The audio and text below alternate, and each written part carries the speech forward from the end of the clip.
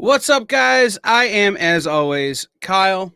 This is a brand new show here on the Experience called The Legends Lounge, and we had to create a new show in order to hold the spectacular, legendary level of our two guests tonight. So this is a brand new show, The Legends Lounge. Inside the Legends Lounge tonight, we have two, count them, two legends. One that's been there a while, and two that is this new project he's on is going to catapult him to that level. Welcome, everybody. The voice of many of our childhoods and currently the voice of AEW, Tony Shivone, and the person responsible for helping Tony bring his life story to the comic book form, Mr. Dirk Manning. What's up, everybody? Hello, Kyle. What's up, buddy? How you doing? I'm very excited to talk to you, Tony. I've been a fan for a long time. I'm going to start here. This is actually not the first time we've met, but you have no reason to remember the first time we met. Okay, I don't remember what I had for breakfast, so you got it. Well, that's fair.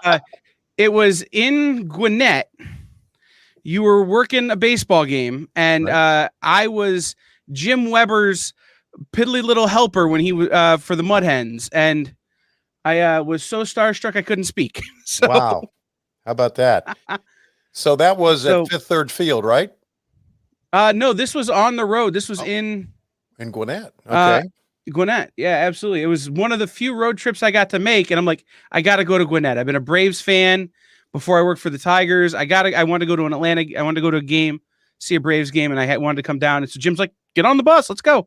All right. Great Jim Weber, man. Legend. He's a legend in his own right. Yeah, it's true. Fifth Third Field name drop. It's in my picture. It's right there. Right. Hey, it's one of the great minor league fields in the country. It really is. So let me ask you about that. Baseball, your first passion, or was pro wrestling your first? No, baseball was my first. And it's like elementary school, junior high type, middle school type passion. Wasn't until I got into high school that I fell in love with pro wrestling. So baseball was first. And now, thanks to the propeller heads that run Major League Baseball, I don't give a damn about it. They've screwed it up. There's for me, that. So there's that. I still love, there's nothing like going to a ball game, sitting, eating a hot dog, keeping score with a little golf pencil. Yeah, and I agree. But now you've got to have your phone with your apps. You've got to have the list of the brand new rules that they put in place, and it's no longer a sport; it's a TV show. So the hell with baseball, buddy. Hey, it's well, I understand. There's a lot of purists in the game, myself being one of them, that a lot of the new rules are frustrating. But like I said, you can't miss that, the hot dog and the Cracker Jacks and all that kind of stuff. We already have a troll in the comments. We're going to ignore Pat. Just so you know, Pat's a longtime friend of Dirk and I's and a big supporter. But I'm surprised he hasn't asked me to mute myself. Can I say something to Pat? Can you promo on him? Yeah, Pat, kiss our fat ass. How does that sound, buddy? Yay! It started. I'll see you guys. Started. So I want that to be a GIF forever. Thank you. Yeah, Tony, we'll cut it. We'll cut it for you. Yeah. So let's start at the beginning. You said middle school, and I know this is in the book, so don't we'll leave some meat on the bone there. But in middle school, you kind of came to the wrestling high school fandom. High school? Yeah, high school. When did you come to comic books? As long as I can remember, I've always had comic books in the house. And I say this often, it's one of those stories where I wish I would have kept those comic books from back in the 60s, right? But I remember the first comic book I remember was, I think, if I'm right, the very first X-Men comic book. X-Men comic book. And I mean, I remember that very, very vividly. And I've seen pictures of it online and I'm thinking, oh man, I had that. and I had like the early Captain Americas or I don't know how early Captain America was out, but I always loved the comic books. And I was telling Dirk, and I don't remember this. Dirk, you remember it. I learned some things about history in comic books because there was a comic book that was based on history. Isn't that right, Dirk? What was it called? We talked about that one night. Oh, gosh, there was a couple. The one about the history of wrestling or just history of... No, history of the world. I mean, real stuff. Yeah. Classics Illustrated did some of that. That's it. Yep. Classics Illustrated. Had Classics a lot Illustrated, of those, man. Classic, the novels. Yeah. I collect a bunch of those. Yeah. Yeah. I learned a lot really funny. through comics. Mm-hmm. Yeah. Well, it's funny because, that shows up, bring it back around to baseball in the movie Major League. That's how, they read the classics to get the girls as they read the Classics Illustrated comic books. Right. How about that? Right. Well, so you even look at how many kids though learn to read through comic books too, and stuff like that. A good buddy, again, I'm going to do a unsolicited podcast cross promotion. Our friend Gabe Yoakum does a podcast as well called Tradecraft. He was just interviewing Mighty Mike Negan, and Mike was talking about how he could not read when he was younger. And they finally said, give the kids some comic books. Kids love comics. And he credits that with how he learned how to read. And comic books are the only medium where you use the left and right side of your brain, which I promise in my view, that is the right way, left and right. But comics are the only medium where you use the left and right side of your brain at the same time. And it just kills me that so many people, talk about comics being dumbed down reading, but it's the only medium you use both sides of your brain at the same time to process words and images. There's your geek moment of the day. Hey, sorry. You didn't make that up either, did you? I did not. That's your somebody's a teacher moment of the day. Somebody was an ed major. All that schooling finally did me good. Yeah. The rest of us trying to find ways to get out of class. Dirk's like, I'm going to do this forever. So let's talk about how the book Butts and Seats came to be a thing. Tell us kind of the origin story of the Tony Schiavone, Dirk Manning tag team collaboration. Well, actually, it probably started, if I'm right, it started at C2E2 back in 2019 when I first met Mike Dawkins.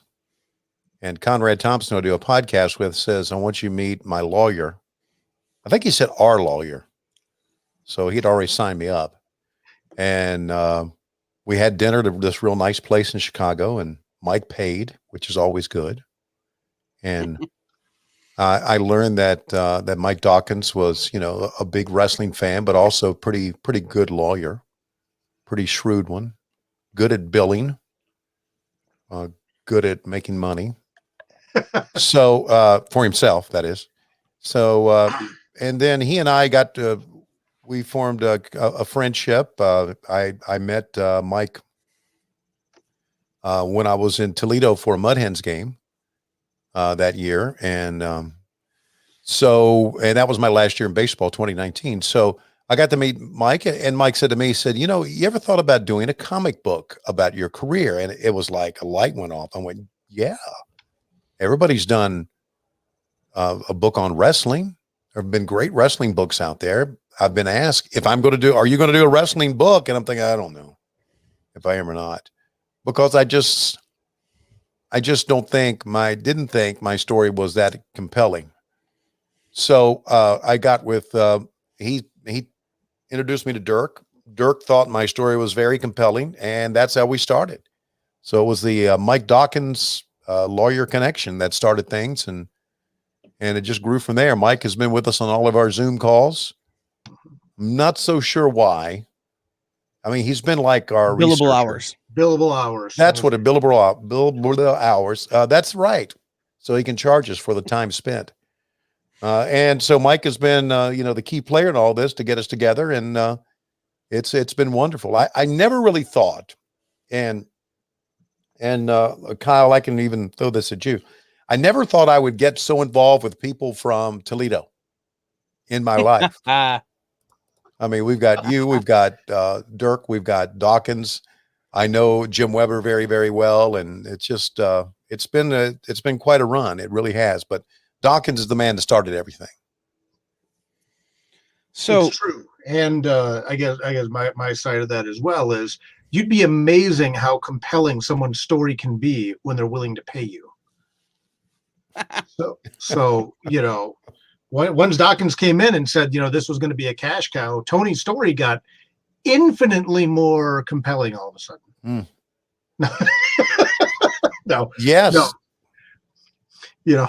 I'm just saying, that 2% he cut me in on, just made all the difference. No, Tony's story is really fascinating. And obviously, and Kyle, a lot of the key players here as well. I met Mike through, again, another Toledo area connection, Scoot McMahon, who co-created the Adventures of Cthulhu Jr. and Dastardly Dirk. The full book is coming this year from Source Point. We promise. It's coming. Don't worry. It's done. But stop shilling. Yeah, that's how we do. That's why we're here. We're not here just stop shilling. That's right. Got to make that 2%. But no, Mike came to me and again, Tony and I keep joking that we need to kind of corner Mike and ask him how long he had this in the works, because obviously he had talked to Tony the year before, or no, actually at C2E2. I was supposed to be at C2E2 as well and couldn't make it. I had a family situation that I had to suddenly fly out of state. But I think Mike's plan was to introduce Tony and I at C2E2. And then when that didn't work out, he kind of came to me after the show and goes, hey, I know you got a lot going on right now with your family and your grandpa and stuff like that. He goes, but how would you feel about doing a book with Tony Shivone? And I had to kind of then wrestle the fan part of me, who's a big fan of professional wrestling and obviously knows who Tony is, like, to jump on it versus the commitment of my time and making sure that'd be something that fit. People primarily know me as a horror guy, but in the last couple of years, doing stuff like Haunted Highons with Twisted, doing Hope, doing Cthulhu Jr., I've been kind of broadening, I guess, the palette of what I do while still staying true to the brand of stuff I like. And people know I'm a huge professional wrestling fan. So it took one meeting with Tony and it became very obvious that this was going to be a really fun book to do. I think my initial comments to Mike were even like, well, I'll talk to Tony. We'll see what happens. And I said, and if it's not going to, I think I told Mike almost exactly, if it's not the right fit for me, I know enough people who it could be the right fit for. So it's kind of like already giving myself that out if this wasn't going to work out. But Tony was a great guy. Pleasure to work with. We've been Zooming for a year, putting this book together between Tony and Dawkins, and Dave Silva, and Drina Joe, and myself. I can't even imagine how many hours we put into Zoom just telling stories and crafting the book and editing the scripts and things like that. So, and here we are. We launched the Kickstarter, and it is exceeded our wildest expectations, which you can see at buttsandseatscomic.com, like the little scrolling feed says. Shill, baby, shill. So I'm here for you. There you go. Thank you. Yeah. Just, we didn't have a chance to do this. Just so you know, Tony, when I give Dirk grief, it's because I'm the heel and he's the face. Wow. That's been our relationship rare. For 10 years. Yes, that's right. Normally, as you might imagine, I just that heel heat just exudes from me, even when I don't mean it to. So Yeah, buddy. Kyle's I'm the heel, he's the face. Has been for 10 years. That's So let me ask this question, and I know the story as a longtime wrestling fan, but for those people who are watching, maybe as comic book fans who aren't as deep into the knowledge base, where does the title "Butts and Seats" come from? Well, that's a famous Tony Schiavone line from 2000, where Mick Foley won his world title in the WWE, and that had been pre-taped. Had been taped the week before, so we knew it. And Eric sent one of his people out, and I'm not going to say who she's named in the book, and sent them out to tell me to really make light or say something unflattering. I can't remember how she said it, but I remember the look on her face, eyes like a deer in headlights. Mick Foley just won the WWF title. You need to say something bad about it. I said, are you really, like, right now? And she said, yeah. And Eric's listening. So she walked away, and first thing I could think of was butts in seats. That'll put butts in the seats. And of course, as you know, it's very famous that it had a lot of people switch the channel at that moment. And of course, again, as I bring up the fact that the winners of the war always write the history, there was a lot more into it, but that's kind of like what I was known for, among other things. Hulk Hogan, you can go to hell, straight to hell, that type of thing. So it's also kind of what wrestling announcers do. They put butts in the seats. They embellish the product. They elevate the product. They talk about the wrestlers. They make them bigger than life. And it's our responsibility back then when we were selling tickets to put your butt in the seat. And so that's kind of like where it came from. Now, as Dirk will go on to say, that's what Dirk and Drita Joe and everybody on the Zoom call wanted. And I didn't really like that name, but I relented and said, okay, let's go with it. And you know what? It's obviously worked. Yeah, it was nerve-wracking because when Tony talked about, we were at least 2/3 of the way through the scripting process. We had the 10 chapters lined up, and we would get on Zoom calls and like, okay, chapter 6 is the butts and seats chapter. Let's talk about that night. There's a whole chapter on butts and seats, that incident that evening and the fallout of it. And we were about 2/3 of the way through the book, and we hadn't really decided on the title. And to me, and I've said this in other podcasts, the working title in my mind was like A Life Among Giants, because here's Tony, there's every man amongst these larger life characters, way too pretentious, was never seriously going to be the title. But to me, that was the initial one. And what it kept coming back to then in my mind after that was butts and seats, and how butts and seats. Yeah, some of the chat, Steven's chat just said butts and seats equals comic and hams. There you go. Mm-hmm. But the whole theme of the book was also, butts and seats. The first chapter is Tony buying his family tickets to a wrestling event, all the way up to, obviously the butts and seats incident. But even when he was out of wrestling, when Tony was out of wrestling, he was still putting butts and seats in his job.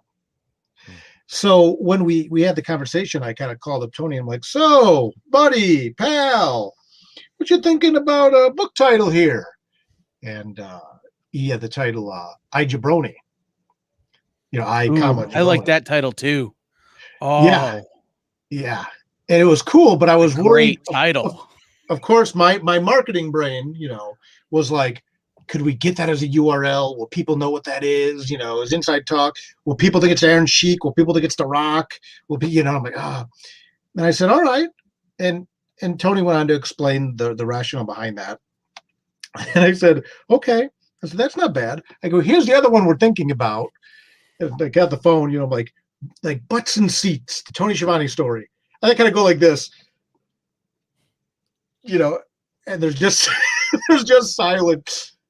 And I'm like, he goes, kind of let out this little kind of grunt. And he's like, well, I really don't want like a butt to be the logo. And I said, no, nothing like that, and we kind of talked about it. And we did woo him over. We brought in Travis McIntyre from Source Point as well. At that point, he was attached to the project. And like I said, I mean, it's working, it's catchy. And what was funny is, and I wish we timed it this way, it was like that day, like I think we talked about a day or two beforehand. Then we had our Zoom call that evening, and Mick Foley had tweeted, because it was the anniversary of the Butts and Seats event. And Tony kind of clapped back at him a little bit, and it became a pretty feel-good moment on Twitter. And I think that's what won us over. So, Mick Foley, if you're out there somewhere, thank you, because we already bought the URL at that point for Butts and Seats Comics. So, I don't think Mick Foley wanted it. So, Good. Luckily, we had gimmick attorney on our team already. Like, Yeah. we can get that. Light it up. Yeah. What happened, Kyle, was that Mick Foley thanked everybody who was a part of him winning the world title. And I said, I was glad to be a part. My tweet was glad to be a part of it. So. And it blew up. The tweet blew up. It was so funny. That's a great tweet. By the way, I may or may not have just bought ijabroni.com. So you're going to get a phone call talking to you soon. For when you need it, I've got it. You can have it. Scott James in the comments, excited to see my cover and pages in print. Guys, go back a couple of weeks on our Friday night Talking Shop show to see my interview with Scott talking about his work on this book. And the boss is in the comments. Oh, Drina Joe's in the house. You out. Gotta behave now. She knew we were getting rowdy. So let me ask a question that is fascinating to me and maybe not to anyone else, but I don't care. Tony, what drew you to broadcasting? Well, Kyle, I can't remember wanting to do anything else. I was a baseball fan, and we're talking about 5th grade, 6th grade, maybe 4th grade. Really? Young kid, loved baseball. Didn't get to play baseball till I was 13 because we didn't have a little league program. We had a Babe Ruth program. And I had a good friend of mine, Johnny. Johnny was a Baltimore Orioles fan, and I was an Oakland A's fan. And we're talking early 70s. And we used to play this board game called Stratomatic Baseball, which is based on stats. And it's a pretty good dice board game, especially back in the day when there were no video games or anything like that. There were just board games around. And we used to play Stratomatic Baseball on the phone. He and I lived a couple of miles from each other, and I would get on my phone at home, the home only phone we had, and Johnny get on his phone, and we both had a game, and we played it and I would do the play-by-play for it as we were playing the game. I also had a friend of mine named Ricky Ellinger lived across from me. He was blind from birth, and he used to sit out on the front porch in a swing and listen to baseball games on the radio. And I would walk across the street and sit with him, and we would listen to WSB out of Atlanta, the big stations, 3WE out of Cleveland back then. And we even could pick up some Yankee games on WABC at times, WLW out of Cincinnati. So that's how I spent my summer nights, listening to broadcasters on the radio doing baseball games. And that's how I fell in love with not only baseball, but I fell in love with the idea of, wouldn't it be great just to sit down and watch a baseball game and talk about it? And so broadcasting was the only thing I've ever wanted to do. I know there's been a lot of people who've had many different career choices, career changes. I think Lois has had 40 before she settled on being a mom. But for me, there was never, I can't remember not wanting to be anything else. So it all started with my love of baseball and baseball announcers on the radio. And that's just it. That's just, we're talking about from elementary school on through it. And I knew I wanted to do it. And I remember we were talking about Jim Weber, the great voice of the Mud Hens. Somebody asked Jim, I read a story on him when he got inducted into the International League Hall of Fame. They said, Jim, you've been doing it for so long, because Jim started, listen, this is how long Jim's been doing it. He started broadcasting Mud Hen games when I was a junior in high school. That's how long he's been doing it. Mm-hmm. Long time. And someone asked Jim, when are you going to retire? He said, retire from what? Watching a baseball game? So yep, it was like the greatest job ever. And I did have a chance to do it extensively. So announcing was it, man. It's all I ever wanted to do. I can't think of anything else. Yeah, for me, it was Jim and Frank Galuli and the legend Ernie Harwell. Right. Like those guys, they could bring a baseball game to you, sneak in the little AM transmitter with the headphones in under the covers after I was supposed to be asleep to listen to an away Tigers game. Yeah. That was it, man. That was everything. Yeah. I do have to interject you real quick. Tony, why am I just hearing this amazing story about you sitting on the porch with your childhood friend who was blind Where was that 5 months ago when we were writing this? Well, when we do a graphic novel on my baseball career, that'll be in there. All right, fair. You heard it here first, right? See, I was just thinking, just add another stretch goal and add another chapter. And again, this is, I guess, like the inside baseball of making comics. It's like Tony's telling this story of like walking across the street, and I picture like the young Tony walking across the street and sitting there with the radio and your buddy. And well, I don't know. Mhm. We'll see. Maybe if this graphic novel does well enough, maybe we'll get to do a sequel. Who knows? And that's, Rob Humphrey in the comments kind of giving you the same comment, that you were just talking about, is your voice brings back his nostalgia of watching wrestling with his grandfather. So how does it feel to be one of those guys? Well, I guess if you live long enough and do it long enough, you're going to be one of those guys, right? I really thought, Kyle, that back in the Nitro / Thunder WCW era that I was on too much, to be honest with you. But I'm the type of person that when they want you to do something, you go ahead and you do it. And because I did Nitro, then I did Thunder, and I did all the pay-per-view. So anytime you turned on a WCW event, you heard my voice. And I thought back then, man, you're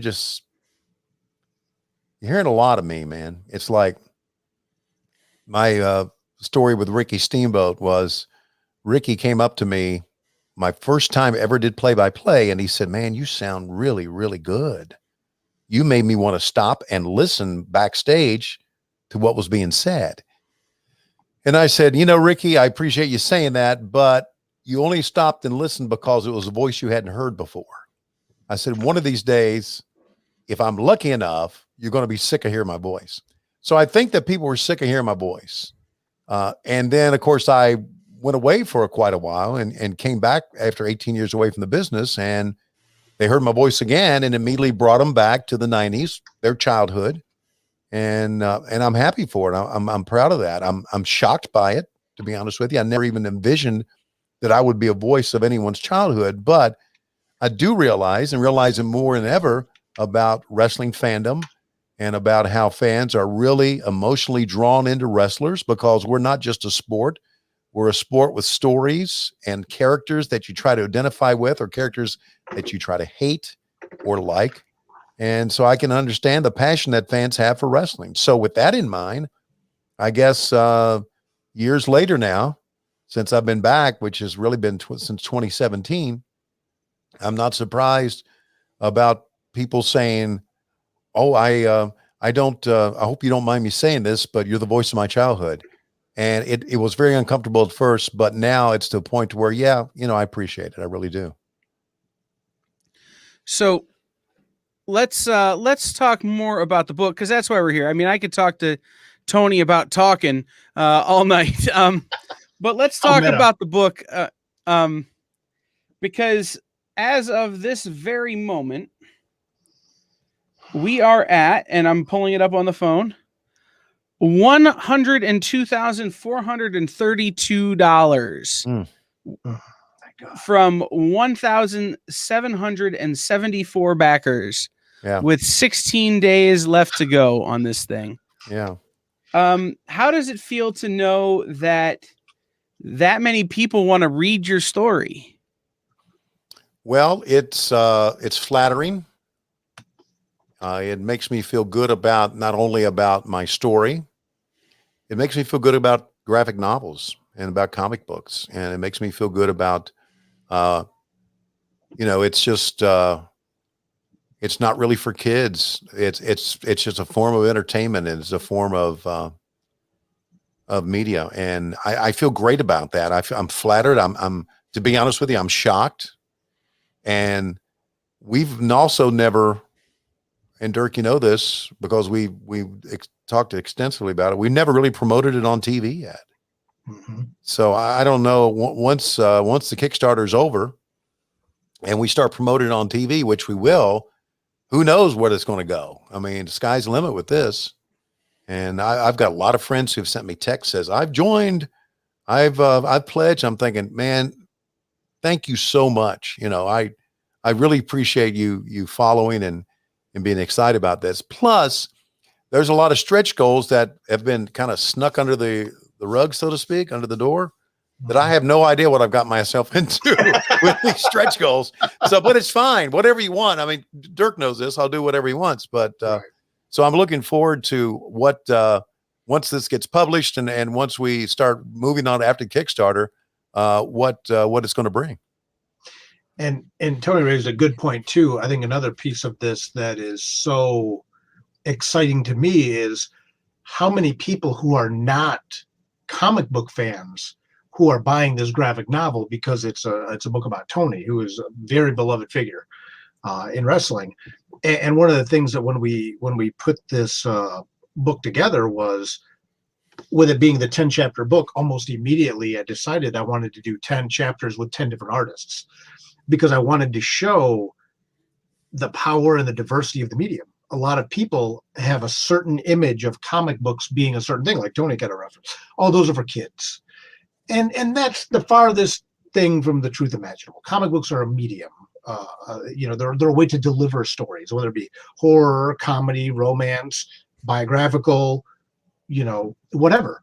So even when I went through picking out the different artists and things like that for the book, and again, I had a certain docket of artists in mind already. I knew I wanted to bring in. And then when I took the book to Source Point Press too, they were, I know those guys, they know me. They were fine with me continuing to kind of have free reign of who to bring in. I really wanted to bring in a diversity of art styles as well. So as you go through the book and the different chapters, you'll see a wide-ranging style of art that was very intentional on my part. And I was a little nervous about it because not all of the artists in this book are that bombastic style of art that I think a lot of people associate with it. But really, I mean, you got people like, I'm just going down the list. DJ Kaufman has done a lot of more independent comic books, very, very realistic, grounded style, perfect intro to the book, perfect opener. You got Sally Scott doing the chapter with Lois, and Sally, as a very unique style. John Marroquin, again, his own style. Les Garner. Jan Apple is more like a manga anime style artist, and then you go from Jan to Colm Griffin, over in Ireland, and then Scott James, who's done stuff on like Savage Dragon, again, that big bombastic style for the WCW chapter. And then, you start bringing some of my old crew, Josh Ross from Tales of Mystery, and Austin McKinley, who's done Tales of Mystery in Nightmare World as well. And then we even brought in a new guy, Ricardo Rosana, who this is his first ever comic work. He's wanted to do comics for a while, but those 10 primary artists alone, and then again, you have the variant cover who unlocked through Scott James, and then you got the standard cover through Mariana Pescosta, who did Haunted Highon, nominated for a Ringo Award for first work. The variety in this book is profound. And I'm really excited to show people, and this may sound a little bit arrogant, but so be it. I'd like to think I'm an ambassador for comics. I'm an ambassador for this medium. I think when people get this book, this 140, 150 page graphic novel, whatever it's going to end up being, and they look through it and they see this variety of art styles and this diversity of art styles and the diversity of the creators in this book, I hope it's going to drive them to explore the medium more. That's really important to me, and I really want that to happen. We could have picked one artist to do everything, and efficiency aside, even I just wanted to show people the diversity. And then again, we unlocked 10 chapter breaks with 10 more artists, and then we added 4 bonus stories with 4 more artists. So I'm just really hoping to kindle a lot of interest in this medium again as well, and show people the power of this medium that I love so much, and that Tony is such a fan of as well. Well, let's take a minute, and you've mentioned John Marroquin, and I'm just going to give him a shout out because he would never do it himself. That's true. John Marroquin draws wrestling better than anyone I've ever met. Every time I have him do a blank cover, he does a wrestling cover for me. Mm-hmm. And usually they're zombie wrestlers, but that's fine too. One of my most prized pieces of art is he did a Walking Dead AAA,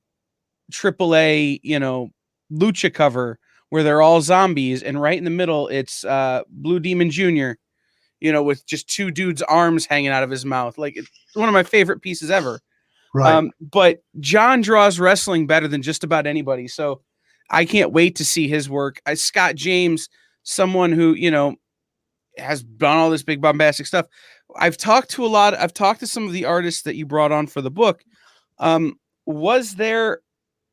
Did you have a list in your mind before, or did you go once you got the story beats figured out?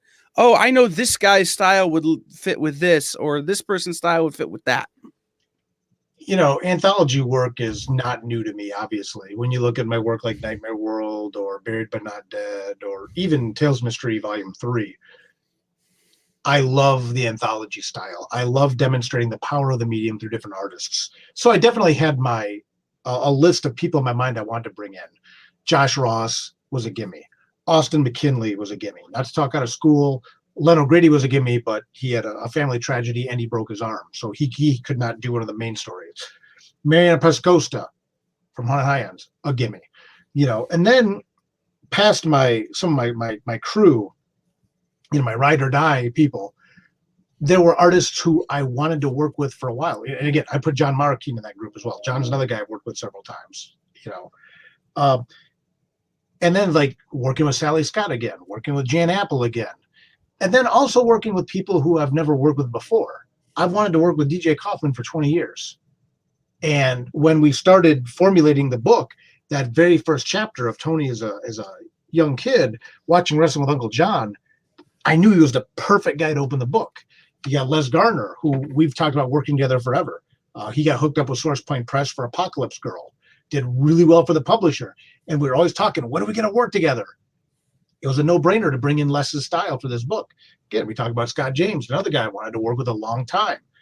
Fantastic choice to do the WCW chapter when you're going to have Sting and Hogan and all these larger-than-life characters. When Len had to bow out from doing a larger chapter in the book, Mariana, who did the main cover, she told me, and I will do my best not to do my Italian voice for Mariana. Yeah, please don't. I'm going to do it anyway. She said, "Hey, Dirk." No. But she said, "What about my friend Ricardo? He's wanted to do comics for a long time. He just hasn't gotten that break." I trust Mariana implicitly. She's my sister from another mister. So when she showed me his work, I was like, perfect. Bring him in. He has more of a cartoony style like Len had. Perfect fit.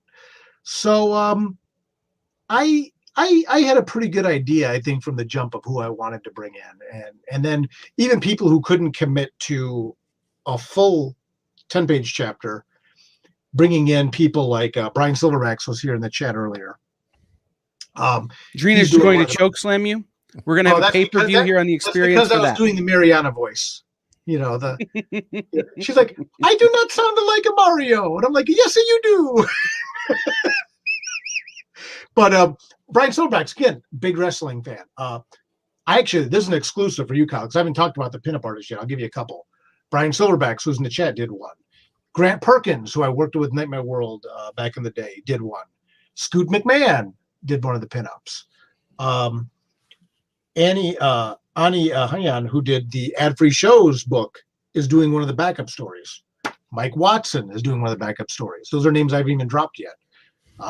Sean Daly doing the insert cover we unlocked as another stretch goal.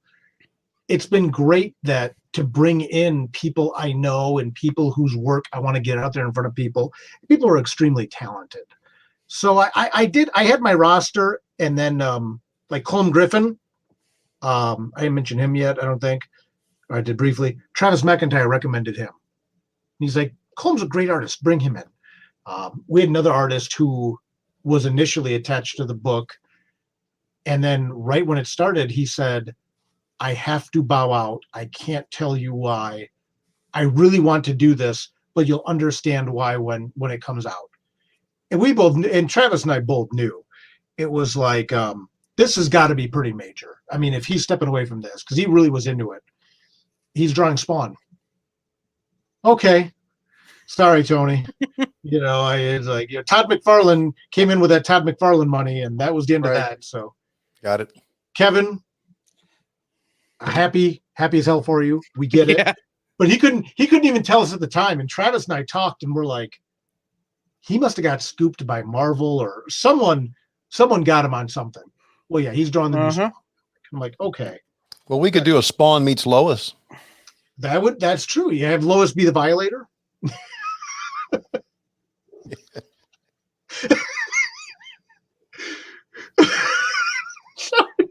Okay. Okay. Right. You'd have to know Lois. Yeah. Yeah. We let's really reset love you, here. Lois. Deep down, way deep, very deep. Let's reset here. And I love to ask people questions they couldn't possibly be prepared to answer. And so the question I'm going to ask, because I just love asking this question of people. Dirk, you don't get to answer. I've heard your answer a million times. Tony, you have the ultimate pop culture garage. You could have one spaceship and one car from all of pop culture. What do you put in your garage? Oh, you put the Enterprise, and you put the DeLorean from Back to the Future. See, that's a well thought through answer. And you've thought about this question before, I'm sure. You know what? I haven't, but it was a no-brainer with me. I mean, I want to explore, and I wouldn't mind exploring the future. So I thought you were going to say you're going to go back so in cool. time, maybe to change some things, but all right, that worked. yeah, sure would. June 6, 1981. Go home. Don't get married. Oh, you guys are going to get killed. You know, we rib on Lois, but I will tell you, and I think I talked about this one other time. When we did the chapter in the book, which was chapter 2, about, it's called an unexpected dinner. And when Tony talks about meeting Lois, and I don't want to give away too much out of the book, so it'll be a surprise people don't know. They had a very short courtship, very short. And of course, we get Tony's side of it. Again, I'm going to give, as Gina Joe just got off the call here. She said bye, so I can give her credit safely now. She's like, because there's all these guys in there. It's me and Tony and Dawkins and stuff like that. And she goes, this is all fine, but we need to hear Lois's version of this. And Tony, to his credit, goes and gets Lois, and Lois comes in and knocks Tony out of his chair. Tony's sitting back there with Bug and sprawled out in his jams. Mm-hmm. And Lois then tells the story of how she recalled them meeting. And it was a great call by Drina Joe to bring her in. But here you got all of us sitting there sobbing, crying, not from laughing, because the story was so sentimental the way she told it. Yeah, she's it was a bullshit artist. She's a good one. Yeah, she was a great bullshit artist. It was fantastic. I mean, she just absolutely wooed us. Tony's back there the whole time, like. Well, it took 4 hours. Right. Yeah, that was our longest call. Yeah, it was longer than Zack Snyder's Justice League. And then arguing about the dinner, what the dinner was, because like that was like the kicker of this whole thing is like, here's this romantic story, and it's just beautiful. And then they turn to the old married couple arguing about what dinner Lois prepared for Tony that convinced him or snookered him into marrying her, depending on your perspective. Yeah. But so anyway, we like Lois, and we will rib Lois forever. But man. So I wanted to ask Tony one other thing, and we've got some comments in the chat about your rig there. Podcasting has become a pretty big part of the Tony Shivone empire, as it were. Tell us about your podcasts and tell us how you came to podcasting. Who brought you to that?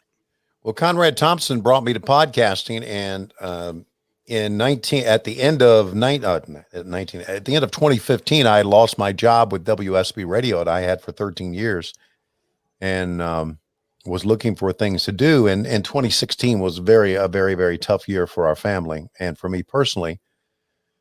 Just trying to call a bunch of jobs together to stay afloat. I still had the Braves, still had the Georgia Bulldogs, but I needed more. And so after a very, very bleak 2016, in January of 2017, Conrad Thompson got in touch with me via email and gave me a proposal to do a podcast based on my WCW years. And I originally didn't want to do it because I originally just thought, you know what? I'm not going crawling back to wrestling. I'm going to try the best I can to do something else. And so, Lois and I talked about it. The the email was very, very well written. It was very well thought out. I think Conrad has had that pasted on our Patreon page.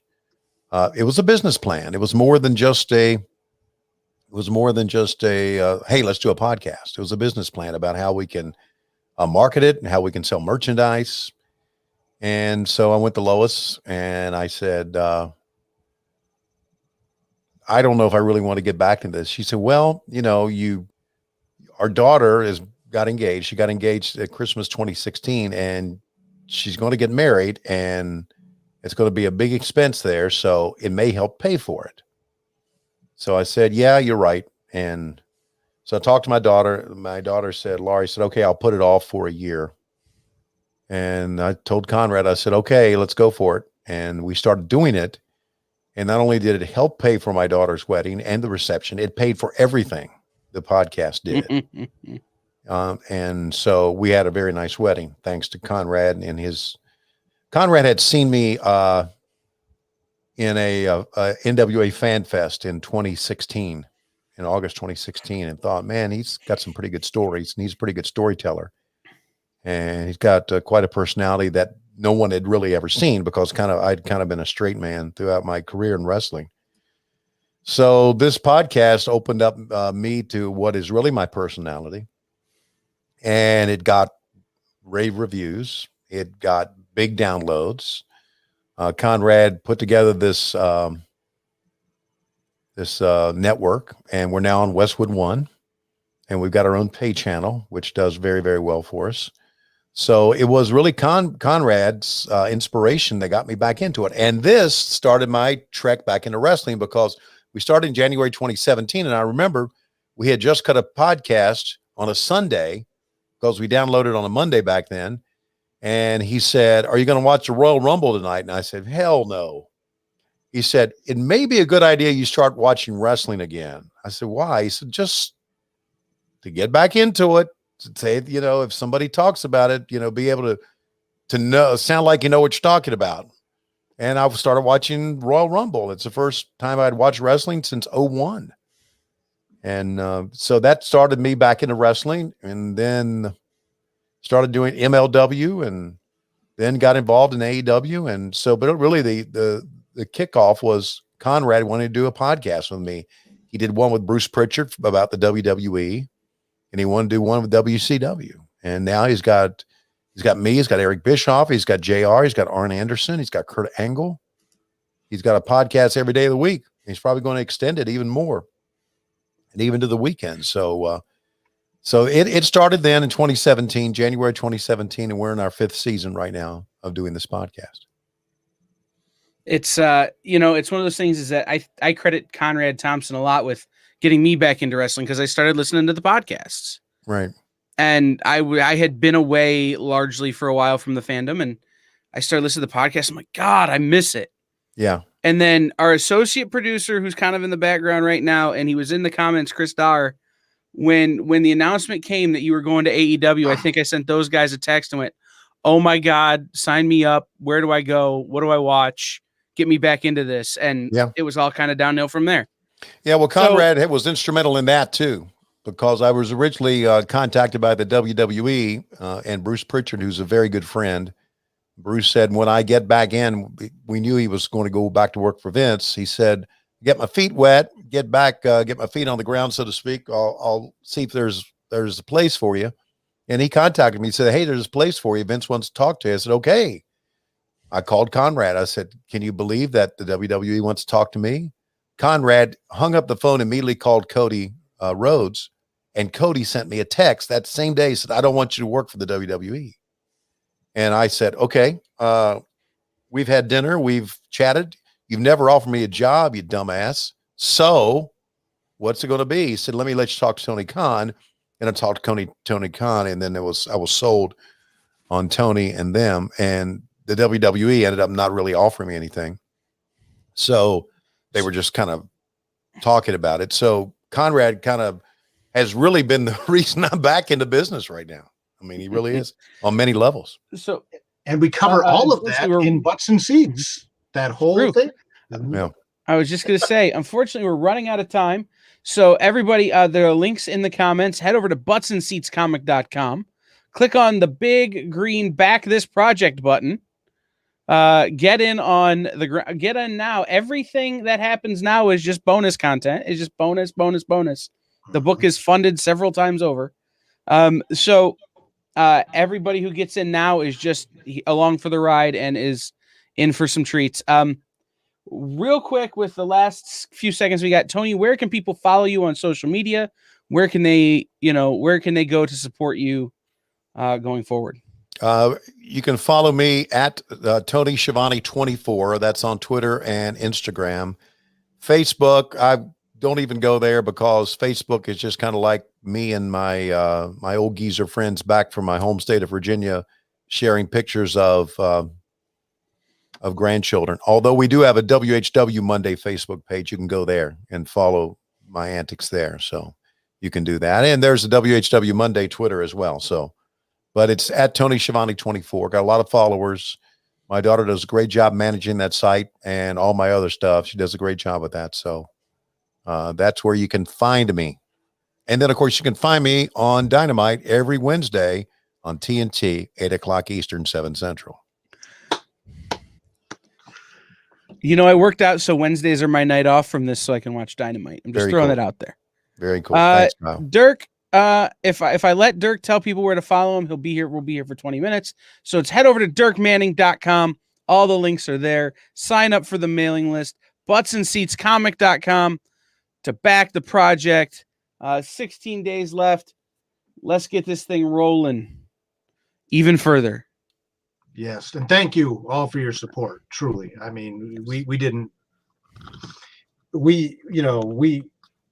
expect this level of massiveness, and we're just happy to keep paying it forward to all of you on the book. So thank you, truly. So I want to thank Tony Shivone for being here, Dirk Manning for being here on the inaugural Legends Lounge show on the Experience.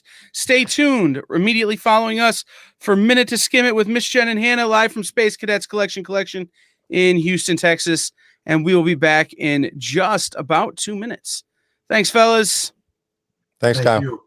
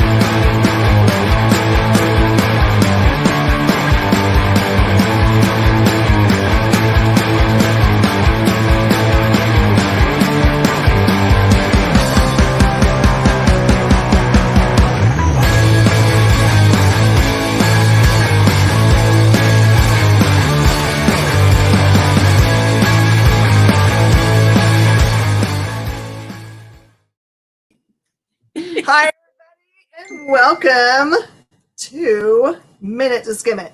You know what's so funny? I'll give you a little bit of history about what Minute to Skim It used to be like. Yeah. It used to be, literally, we would say we had 1 minute to read the book. So it was like, you get kind of just like a glossed over look at what the book was like, but not any really serious understanding about what the book was at all. And that kind of developed into like, you should review it within a minute. Like, read the whole thing. We're going to tell you about it in about a minute. So, got about 20 books on the wall. You think that would take 20 minutes? No, we talk too much. So, anyway, the name means nothing is what I'm trying to say to you. It's totally not anymore. It totally doesn't help with my commentary. That's right. It doesn't help. Two nerds talking about comics. 3 nerds now. Hi. 3 nerds behind the scenes. This is Miss Hannah, of course. And Miss Jen is behind the scenes today. Hi. And welcome to the Experience. We've been doing this show elsewhere, like our store page, for like 5 or 6 years now. So we've got practice at reading comic books. Go figure. All right, everybody. I'm gonna let Hannah start because I forgot to spread the socials. So go. I'm gonna do my Scoot from Scout, Cat Dad, and Super Mom. Mm-hmm. An Ella fart never forgets. Never. And he who smelt it dealt it. I just thought I should say that. That's the golden That rule. I may hear. not always be the case. I'm ready. So this one is in all ages appropriate. Definitely aimed more towards the kiddos, but I thought it was hilarious.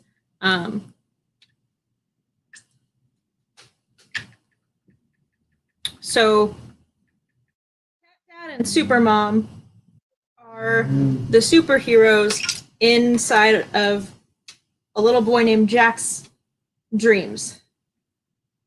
So when he goes to sleep at night, he has dreams, and superheroes are in it. There's also it's adorable. It's adorable. Yes, there's also like life lessons in here. Aww. So this one's super great. I can't wait for more. But This is part of Scout's Scoot line. and it's super awesome. And behind the scenes, also today we get Adrian. He's being the trained today. Yeah. So. Yeah. By the way, soon we had technical inexpertise that started today. Soon you guys will be able to see my entire staff that does all the processing. We're doing a reality TV show, and by reality I mean it's going to be actual what we do behind the scenes. The only editing that will happen is for taking out the boring parts, which as far as I can tell there aren't any. So for as long as you guys can handle sitting around and listen to us talk about what our favorite nerdy stuff is. It's all the nerd stuff, guys. It's all of it. Yeah. We're kind of dorky. All right. They'll premiere soon on the Experience. We don't even know what we were going to call it. What are we going to call it? Well, I mean, it's the backroom nerdum, so I mean, we'll see what happens. I like Send my idea first. I call those the processors. The Processors. I like that. I did like that one. Ooh. I liked that one a lot. All right, send in your ideas for our, just multi-camera here, staff Has a members processing comic books. Just throw out some names. All right, Nuclear Family #2. This is an awesome Aftershock book. And the first issue takes place in the 50s, right in the middle of when everyone was super terrified of, the bomb scare, back when they used to make you do the duck and cover drills at school. Not that I know, because that's one generation too early for me. But in this first issue, the family that's from that era, found out that there were bombs on the way, and so they all went down to the shelter, and that's kind of where that one ended. They actually could see with their eyes. They saw the bombs drop, right? So this one kind of is really crazy. I didn't know this is where they were going with this. So they have their door kind of knocked in the bomb shelter, and these soldiers show up and they're like, "What are you guys doing here? How in the world can you possibly be in this nuclear fallout zone for so long with no trace of radiation where you are in your their hideout?" And there's been some time that has happened in between what seems like no time for the family. So I'm kind of interested to see what's going on. I will let you find out how long the time is when you read the book, but it's a really great title. Oh, I have to do again? Okay. This is, I know there's a 0 issue, and I didn't pick it up on accident, so I started issue #1. This is a series by Kevin Laporte called Vicious Circus. There's really gorgeous covers on these books. So the best way to describe this series is killer clowns are vigilante killers against people that harm children. So they are super creepy themselves. I'm Kids are already in usually love. scared of I'm in love. clowns, but in this case, they're still scared of the clowns. But the clowns, for reasons we don't know, at least in this issue, just show up and kind of like supernaturally know who are the people that are doing the bad deeds. So we're talking about kids that are being beat or being abused other ways. And I'm sure there's going to be more in other issues, other ways they can find that kids might be harmed by adults. And the thing that I think is interesting is they're not only punishing the adults that are guilty of this crime, the crimes, but also the parents that stand by and allow it to happen. So I think they're trying to say something with this book. Always the ones that get forgotten, and the clowns, they ain't having it today. And the clown designs are awesome. I mean, I can Is it see like- people cosplaying these guys. Killer clowns from outer space, or Just like killer clowns, but like imagine like one of them has a top hat that has like a mouth in it that just will eat people. That'd be so awesome. Yeah. That's a fancy clown right there. Yep. Marvel Action Spider-Man, #1.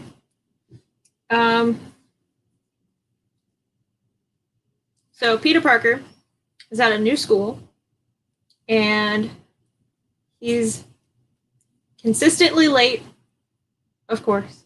Always forgetting to do his homework, of course. Always getting detention. Typical. That's what happens if you don't do your homework or you're late all the time. And also trying to balance being a superhero and trying to not lose the friends that you've made at this new school.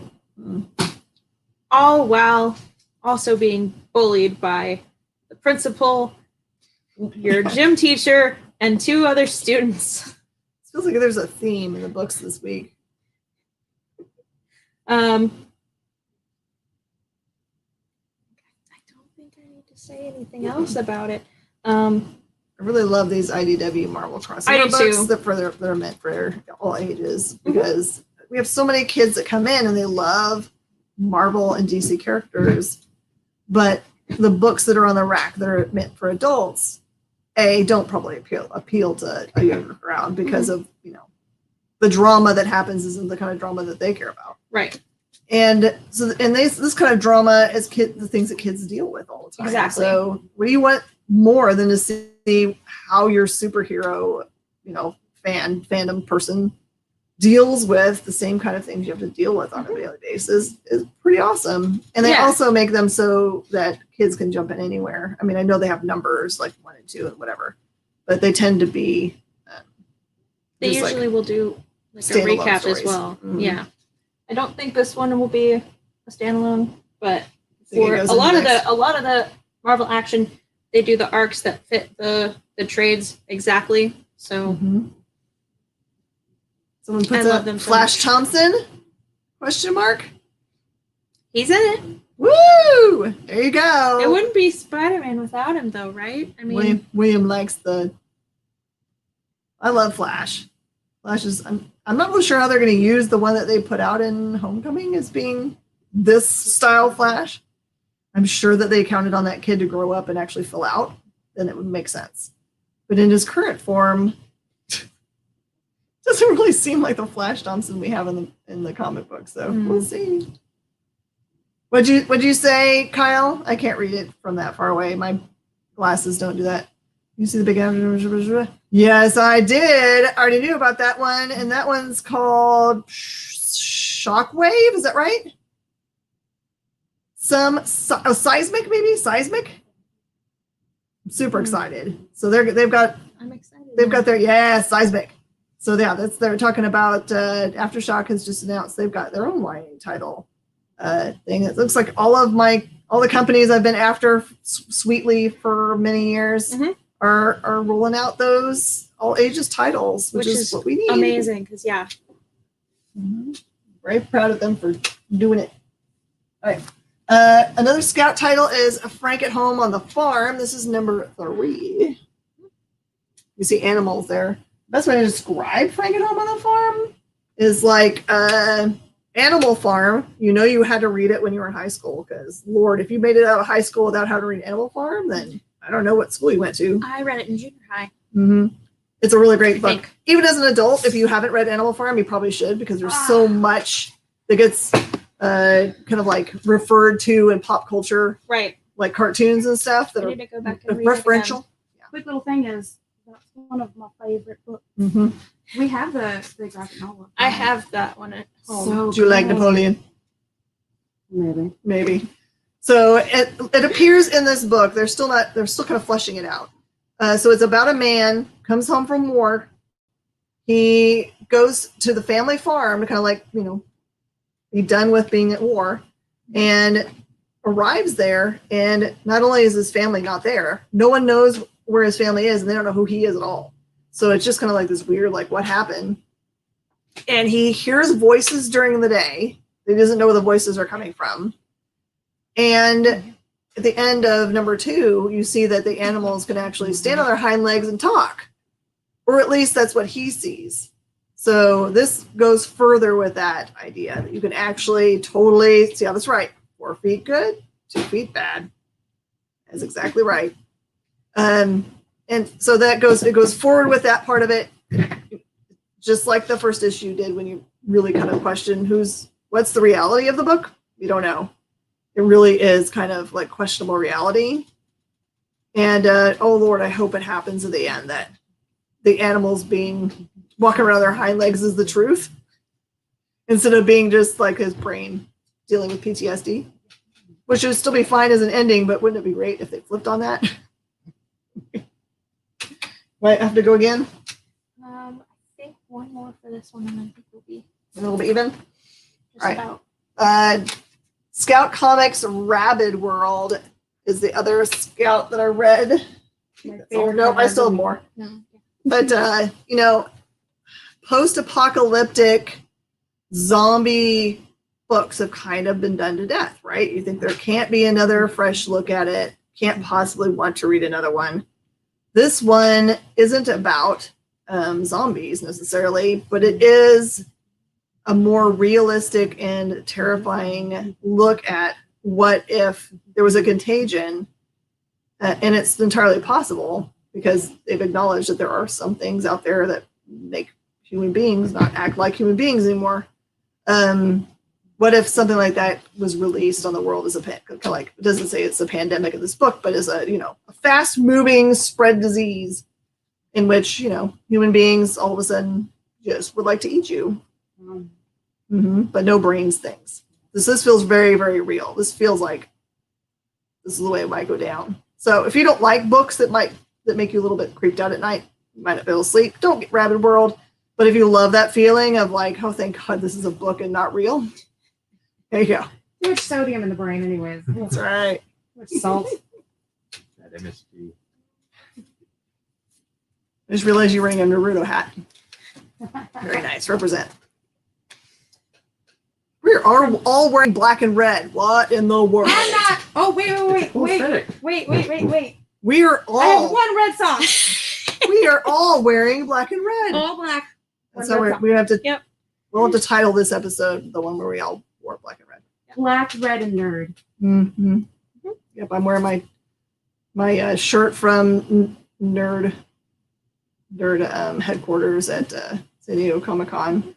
Zach Levi, I love you. Oh. Also from Scout, The Impure nonstop. So it'll be this issue and then the trade. Which, oh man, I cannot wait for that. So let's see. There are 2 different times that this takes place. First, it takes place in the present, and then there's some flashback. And this is one of our main characters, and they both have names kind of relating. It's most of the names have a ancient Rome type feel to them, Okay. which I love. Is there somebody named Alexander? Cassandra. Oh, There you go. just gonna name Can't remember. Romanesque names. And I keep thinking of Greek I can't names, remember his name, but his sister is another character, and you find out that in this world there are normal looking humans, and then there are people that look kind of like him with these specific outfits. He's got two robot looking arms, kind of. Some people have powers. He is one of them, and the feel that I got from this book, because I don't want to give too much away, and because it's the lead into a trade, I don't want to say too much. The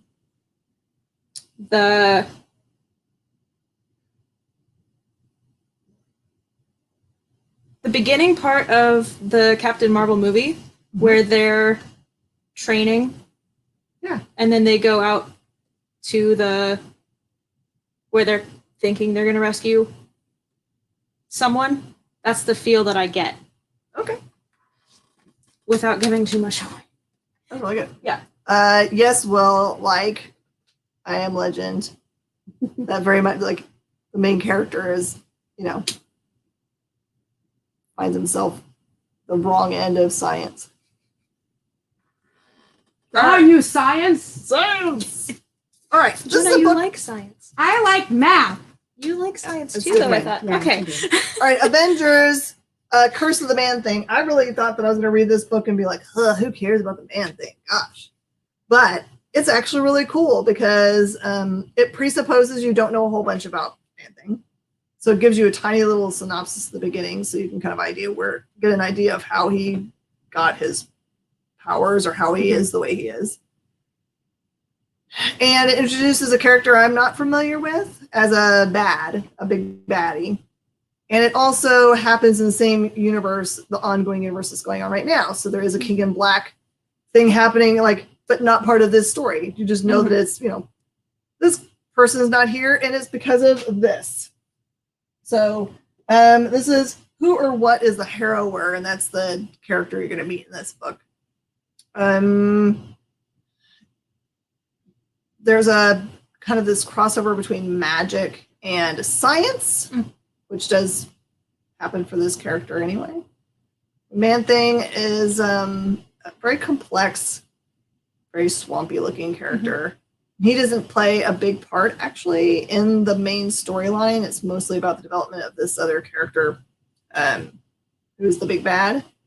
And it's going to be, this is the first part of the storyline that's going to continue in I think it might be X-Men Curse of the Man Thing. Yes. So, I've had people I mean, asking for that already. I'm not like a historical fan of Man Thing. I just don't know a bunch about it. The In their character. fighting words, Mr. Yeah, but I'm actually saying to myself, I want to read the next part that goes together with this because I think he's now interesting enough to be like, okay. I love when you can read a book with. What, Adrian? It's the only one thing I know and I memorized about the Man Thing is that all who know fear burn at the touch of the Man Thing. Yep, there you go. Tiny pieces of scenes always pretty crazy because he could literally burn you as soon as he touches you. And that's what happens. There's part of that happens in this book in which this bad guy character takes control over kind of the husk of him and grows these plants all over the world, including off of Krakoa, which terrifies me. And they make spores that if the spores touch you, you catch on fire. So that's kind of like what's going on. Everyone knows some level of fear. Mm-hmm. That's interesting. Got it. Oh, you said there's some magic and some science. That's a pretty common theme among the books that I read as well. Magic and science, okay. Yeah, because this one definitely had a lot of magic along with it, with their powers and stuff. Mm-hmm. And then the science. The Flash, which is the book I'm doing next, is more science-based, but I mean, the Speed Force isn't completely just science. Speed Force does whatever the Speed Force really wants. And Do we know where the Speed Force came from? The Speed Force. No, but is it like an ancient god, you know, lightning rod that got out of control? What is it? I remember reading it. They just did like that huge crossover a little while ago, Mhm. like earlier last year, I want to say, where you got to meet the god of the force, the god. Flash Forward, Thank you. which I didn't get a chance to finish. Yeah. But But there was a god. He got bored. Started running. Well, that ties into this issue also. yeah, it does. Flash Forward and the speed metal from the Dark Knight's death metal ties. This takes place directly after all of that. The Mobius chair stuff. Yes. You need to know that. Yeah. There's an image on the very first page that's like, and it goes back through everything. So if you don't know, can't find those to pick up, it's okay. They catch you up enough. They did do a lot. But I highly recommend picking those up because they are fantastic. And this one's a really thick one. It's a lot thicker than I was expecting, and there's so much that happens. But there is some time travel in this issue. There's what we were expecting after the last page of the Speed Force, or the not Speed Force, the Speed Metal, where Wally is like, he kind of seems as if he's kind of done with the Speed Force. But what if the Speed Force isn't done with him? I don't think you get to choose that. I mean, technically, they have separated people from the Speed Force before. But what if the Speed Force is more sentient than we thought? Oh, I like that idea. Mm-hmm. And that's where the magic falls into it. I love it so much. All right. I know that you guys have been looking forward to this one. This is Beta Ray Bill number Yes. 1. I think this is his first standalone series, if I'm not wrong. And this also does take place directly in the King in Black universe, because I think Marvel's smart that way, that they don't ever say, okay, well, this just takes place completely independent of what's going on in the main storyline. It's his second one. The first one was during his secret invasion. Aha! There you So go. this is his second lineup. I'm so excited. I've read all of this stuff. He showed up. I read it. So I think you can probably tell from the front cover that Fing Fang Foom is part of this one, and he's black, so you can kind of figure out why that would happen in the King in Black universe. Oh, I noticed the spiral on his forehead. Mm-hmm. So in this issue, Beta Ray, he was given a special, not hammer, but sword. It's the Stormbreaker from Odin. And whenever he used I guess it's probably still a hammer. Whenever he used that hammer, it would actually turn him into more human form. When that was going on, he actually started up a relationship with another character. I'll let you, I don't know if that's common knowledge in the main storyline or not, so I'm not going to wreck it for you. But before this issue happens, that Stormbreaker's been destroyed. So he no longer has the ability to do that. So that's kind of where this starts out. And then also in this issue, you get to find out, I don't know if we've ever really gotten a true origin for his character, but this has early life for him, which will open up your eyes about his character a little bit. So Beta Ray, poor Beta Ray, he's super awesome. I'm gonna do this. Sorry, it's Every time. Every week. that? Every week. Sorry. Is it the day that they Is it empty the? Yeah. I don't know, but it sounds like they're like trying to empty it onto our store. All right. Cult of Dracula. Jen, you read this one too. Mm-hmm. So I've been really excited for this one. Jen, I know, is also really excited. When they first announced it, I was like, It's true. I just learned a bit and I'm interested. So this one gets you step into the world of what's going on, and I'm still trying to process because there's like a lot. Wouldn't you say? Yep. You meet a reporter, her camera guy, and you meet he's like a reverend, I guess. And they're going to find out more about this cult of Dracula that's kind of popped up. I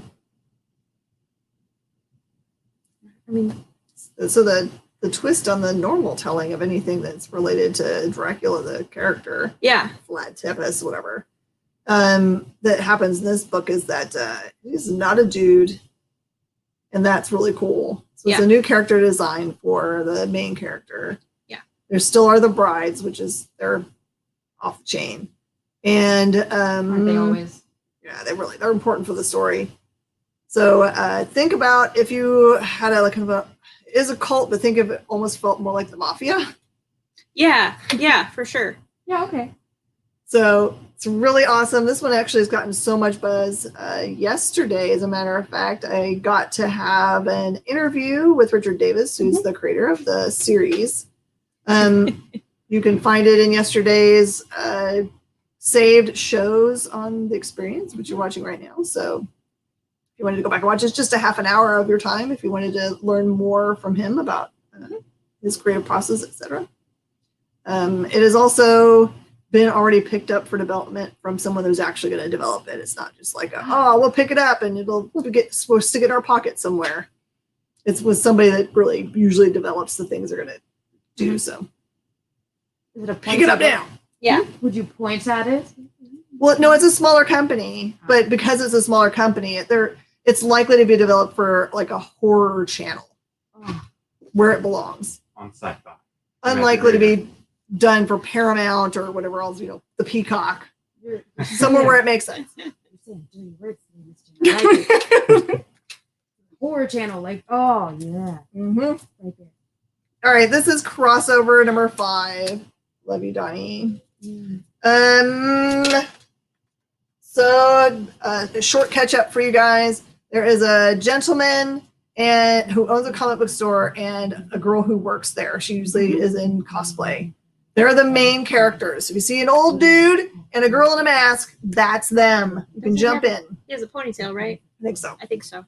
And the beginning of issue number 1, something crazy happens and all of comic book characters become real and show up in our world. And I mean all. I don't know how Donny Cates got away with this, but he did. And, because he's Donnie. Yeah. Why That's how we do. That's right. And we just, okay. And I think maybe in issue 2, they put a dome over a giant area and imprisoned all of the soups or whatever in under there because they don't trust them, of course, like we do. We don't ever trust anything that's super. Not just superheroes, though. And the villains, too. Yeah. And so what we've Archie. learned in the last few issues is that there's a little girl that's been separated from her pretend family because she's not real. Or she's from comics. Her- Her, You know what I mean? It's comic and They're trying to find a way to get her back to her family if they're still alive. And you've got all kinds of crazy things that happen, like last issue. You have like really famous characters showing up and being actual main characters, like Mike Allred's Madman. So now he's hanging out with them, like some kind of weird ragtag group made of crazy stuff.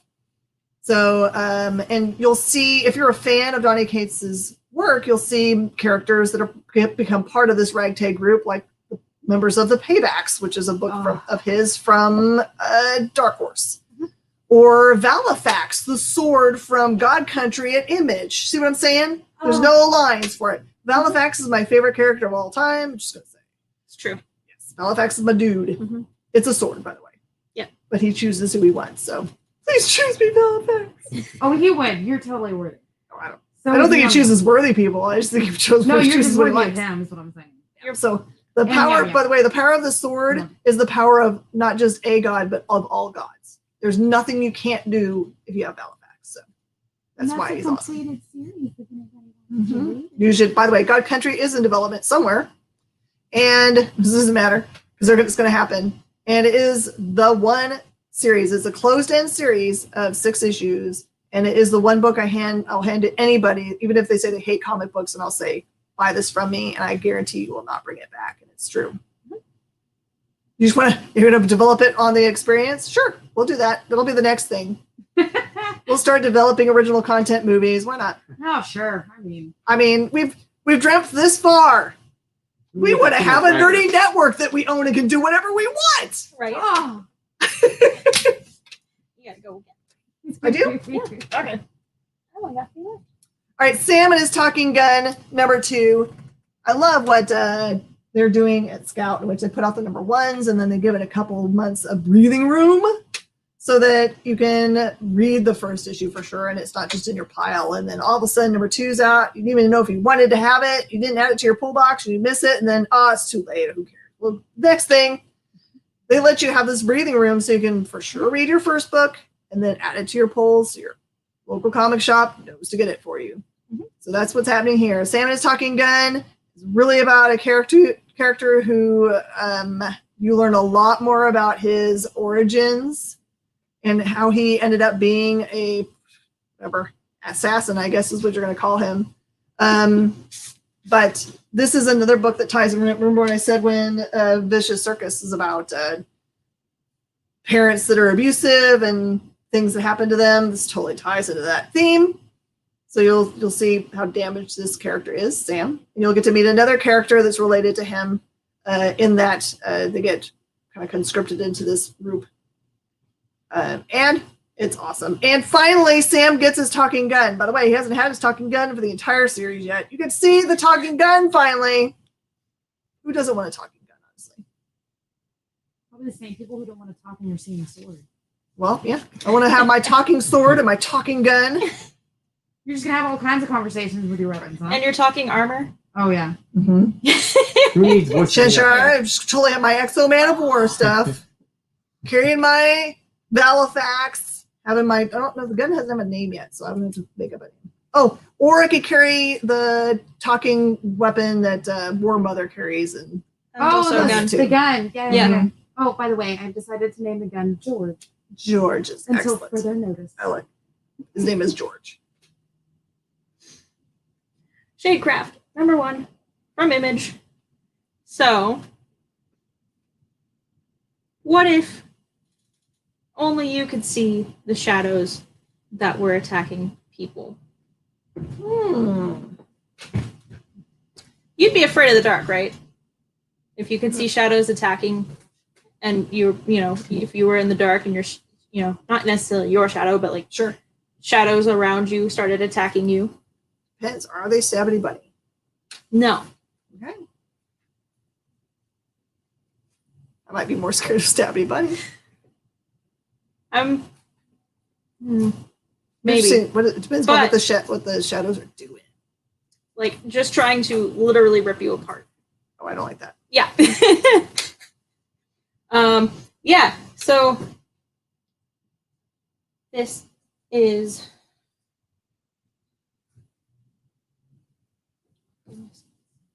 Zadie, I think. Yeah.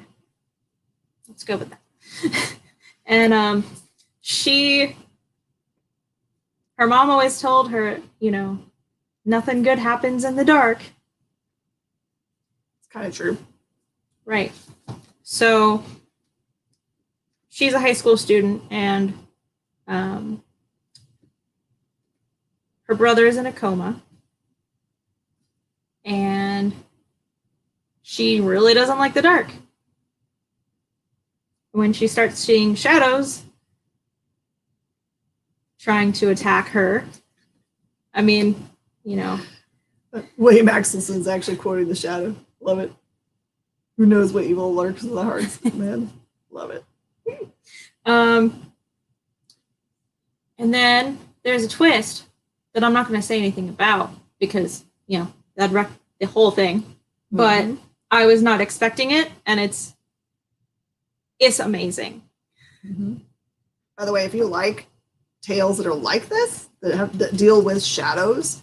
There's a series called Shadow Play, which is an offshoot of the Stabby Bunny universe, which has this same kind of theme.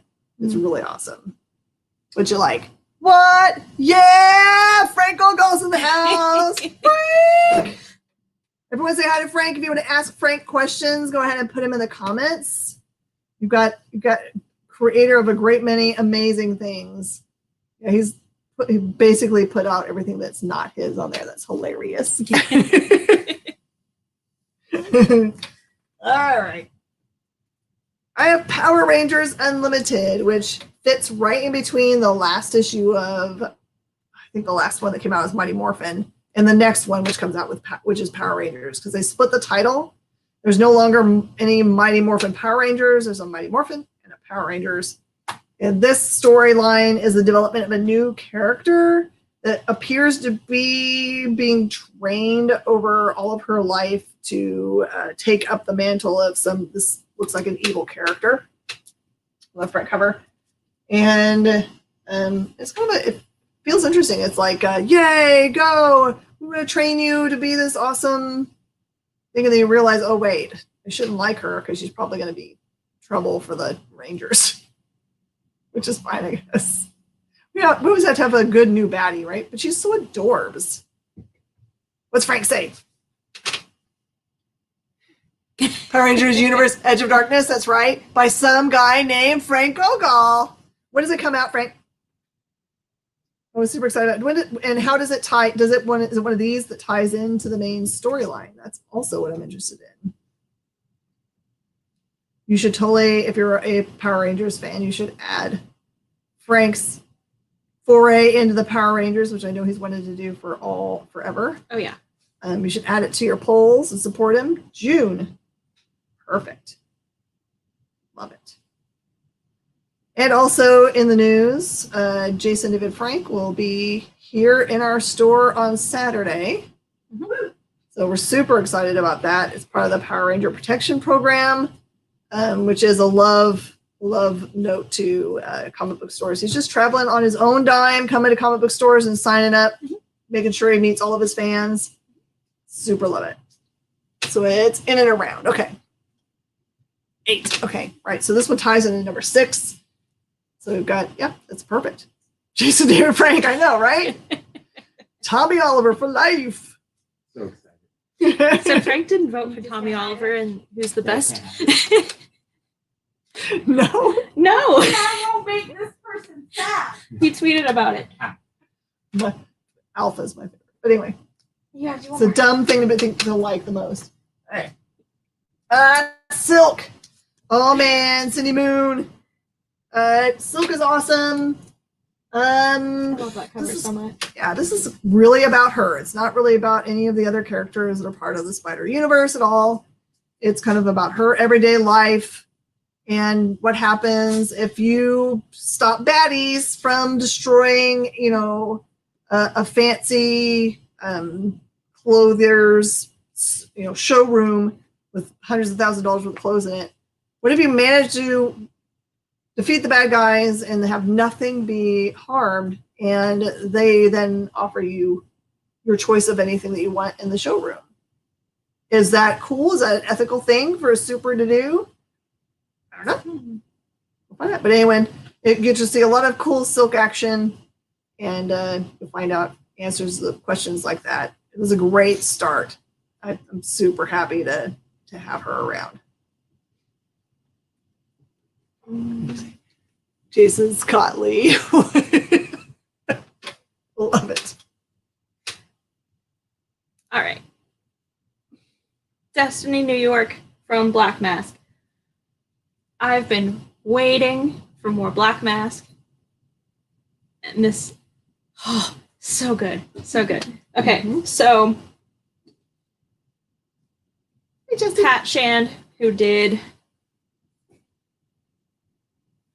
everything from Zenoscope.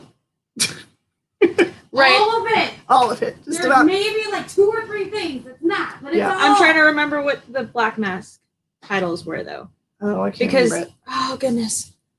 I I knew I would forget them as soon as I tried to say which ones they were, Mm-hmm. but it ties to another series.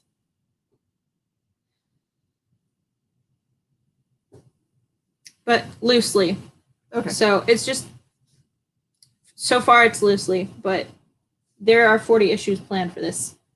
Oh, goodness gracious. Yeah. Yeah. I think that's a lot, saying a lot, since Black Mask has now made it to like issue 6 of anything else. Right. So I'm excited for that. Mm-hmm. Right. And this is definitely the series that I want to keep going on and on and on. So, but let me tell you about it. Okay. So, what if you had a destiny placed on you, and so like you were supposed to save the president's daughter or something like that, or what's another example? Destined to be the first person on Mars. Right, stuff like that. But you didn't necessarily know when your destiny was going to happen, but you do know that you have a destiny. Mm-hmm. How would you train for it? Do I know what the destiny is? Do you want that destiny? Well, it doesn't matter because that's your destiny. It won't happen. You ain't got no. Yeah. It won't Sarah Connor told me there's no fate but what I make. So people are marked whether they'll have a destiny or not. And so when you find out you have one, there's a school that you can go to called Destiny University. It's a bit of a misnomer because it goes K through 12, and then there's some college classes, and then there's some post-grad stuff that you can do and to get yourself ready for your destiny. And Sure will. Bring balance to the force when it feels like the balance is on the good side. That's what you always want to do. You know, if it's too good, you want to bring balance to the force. What were they thinking? I just forgot her name. Storms! So this is our main character. I can't remember names today. I haven't remembered a single one. That's okay. I mean, I don't think it honestly matters because by the time they read the book, they're not going to That's remember true. that part either. That's true. She's our main character, and she is going to this school. And the first few pages are a flashback. The whole book is in black and white and grays. It's the artwork is phenomenal, and I love it. And so it flashes forward to the present day, and she's completed her destiny. Her destiny has already happened, but she's still going to the school. Okay. That's all I'm gonna leave it at, just because, like, All right, we got to burn through the last ones because we're short on time. Starnes, put information in about the box because what's in the box is what I want to know from Joshua Starnes. Spawn number 316 does appear to give you a new character. Don't miss out on that. Such a lovely cover. It's so awesome. The Redeemer is a really great character, by the way. Two Moons, number 2. This is out of Image Comics. That one is an amazing look at a time gone by. The main character is one who is Native American, but has found himself in the white man's world. But he still has visions like you would imagine a real person of Indian heritage might from his ancestors. So it's really beautiful. and the book I was most excited for today, although I think Destiny New York is also one I'm adding to my poll. Witchblood from Vault. This one takes place in Texas. This is Yana. She is an immortal witch. In Texas. Yeah. Okay. These are vampires, clearly. Also in Texas. She got lost on the way to Louisiana. So, okay. the only All right. explanation. Okay. Nope. And We'll find out later. that's that's really all you need to know because it's so good. Pandora's box is my favorite idea of all time. When you just don't know what's in the box, or if it's a box that can give you things that you whatever you wanted, but it's just like a genie, right? There's always. Is that why we have a show called "What's in the Box"? Yeah. Except for that's always good stuff in the box. So. Backstory. Yeah, Mr. Starnes has been talking to me about the box for a while. I'm so excited for it. Department of Truth, issue number 7. This one focuses on what the Men in Black are. Remember, it all deals in conspiracy stuff. If enough people believe in a conspiracy, it might be true. In this case, it goes through all of the original appearances of the Men in Black, the ones that you probably don't remember anything about, or maybe they're made up for this book, who knows, but it reads as they did some research and looked for appearances of Men in Black in the past. So, implications. There's no such thing. All of it? Yep. Hey, we did it. Yay! All right, everybody. Do go to comicshoplocator.com if you're looking for a local comic shop to pick up your books this week. Or give your local comic shop a call right now and tell them that you're interested in one of these books so you can have it pulled aside for you. It helps them out a lot. And thank you guys so much for joining me. I'm Miss Jen. I'm Hannah. I'm Jenna. I'm Adrian. Here you go. Bye. Adrian messes up the J team. What? What? Hey, My name Hey, doesn't there's have a two J in Jennifers it. here. We're gonna win. It's okay. We got this. We got this. His name is just a slant. His first letter is just slanted H. Hannah. Right.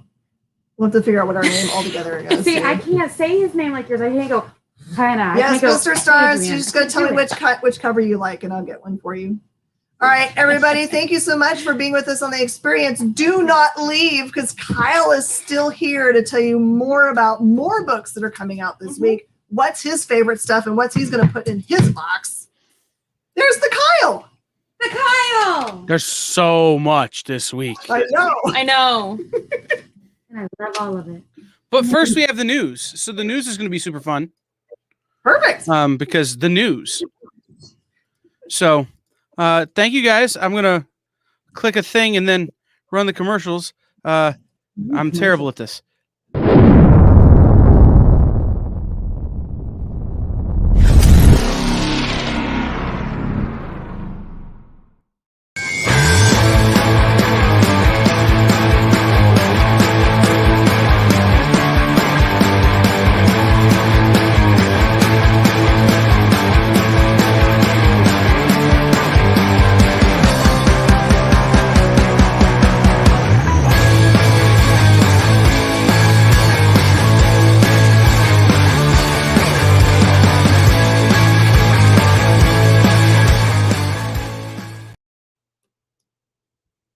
What's up, everybody? Welcome in. This is an EXP news break.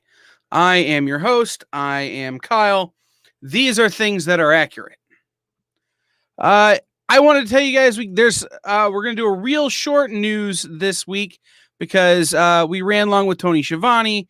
We ran long with Miss Jen. So we're going to be real quick about it and tell you that CW's Powerpuff Girls remake casts its Professor Utonium in the form of everyone's favorite doctor, fake doctor, real friend, Donald Faison, the star of Scrubs and Clueless and a bunch of other things, is Dr. Utonium in the CW's Powerpuff Girls remake. Remember, this has added a couple of people from a couple of the girls from Agents of S.H.I.E.L.D., as well as other actors to play the famous Powerpuff Girls that came out of the 90s Nickelodeon cartoon scenes.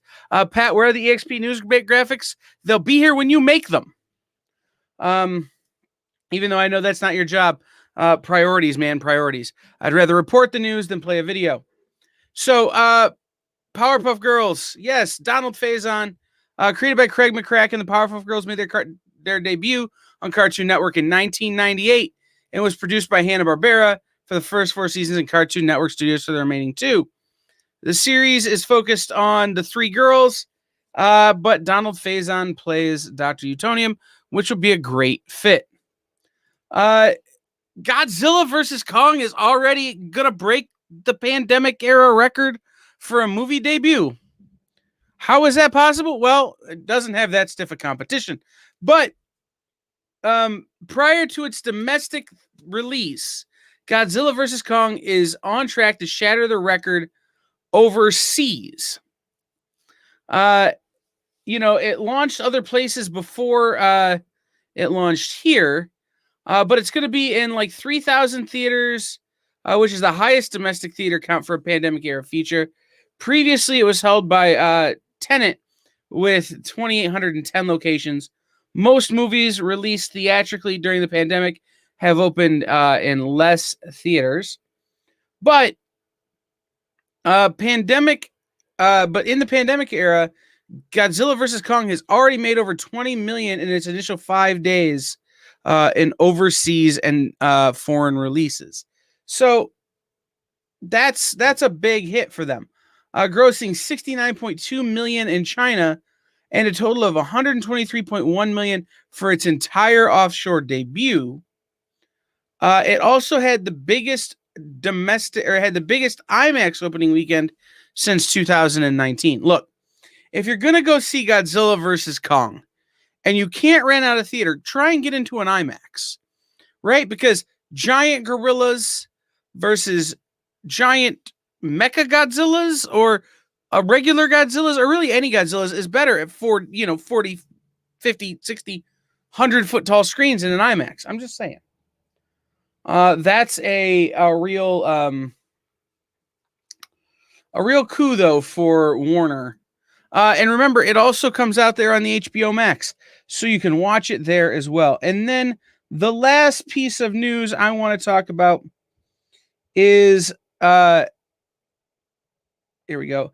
Aftershock Comics, guys. You hear about Aftershock a lot from me.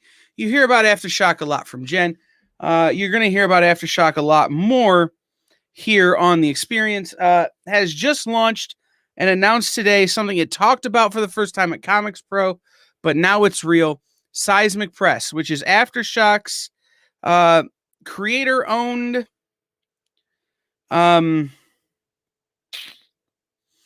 young adult imprint, I guess is what you'd call it. So remember, Aftershock does creator-owned comics, where they're an independent comic book company, creator-owned comics. But this is their young readers imprint. It will offer a bunch of books at its initial launch, including a book called Rainbow Bridge, which is written by Steve Orlando and drawn by Steve Fox. Written by Steve Orlando and Steve Fox, illustrated by Valentina Bracati. It's scheduled to be published in August. The story will resonate with anyone who has ever said goodbye to a beloved pet and focuses on 14-year-old Andy and his rescue dog, Rocket. When Rocket dies just before high school begins, Andy finds himself rudderless, but during a visit to Rocket's grave, he unexpectedly summons the Rainbow Bridge, a gateway to a fantasy world where pets discover their afterlife and a malevolent menace awaits. Remember, guys, these are all ages books from Aftershock, so they're creator-owned, all ages content from the master of creepy content, Aftershock Comics. So that was a big announcement today. The foundation of, or the release of the information about Seismic Press from Aftershock. So head over to Aftershock's Facebook, Twitter, and Instagram, their socials, to find out more about Seismic Press. But this is great for the comic book industry, as young adult is one of the fastest growing sectors in our industry, and it's a great opportunity for us to have some new YA content from some different places than we're used to getting it. So this has been the news for today here on the Experience. We'll be back in just about 2 minutes with me and my friend Dan and a special guest star. If you're still watching this, guys, we had Tony Shivone, who's the voice of AEW earlier. We have a current AEW superstar joining us on our next show here this evening. So make sure you tune back in for that. Who is it? Stay tuned to find out. We'll be back in about 2 minutes.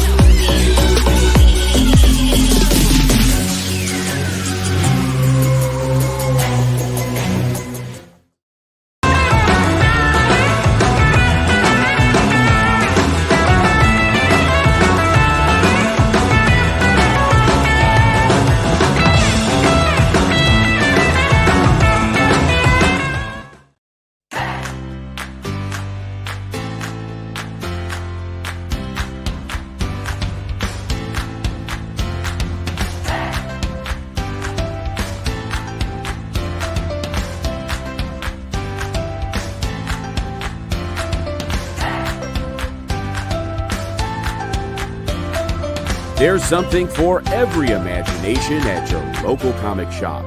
Visit comicshoplocator.com to find a store near you.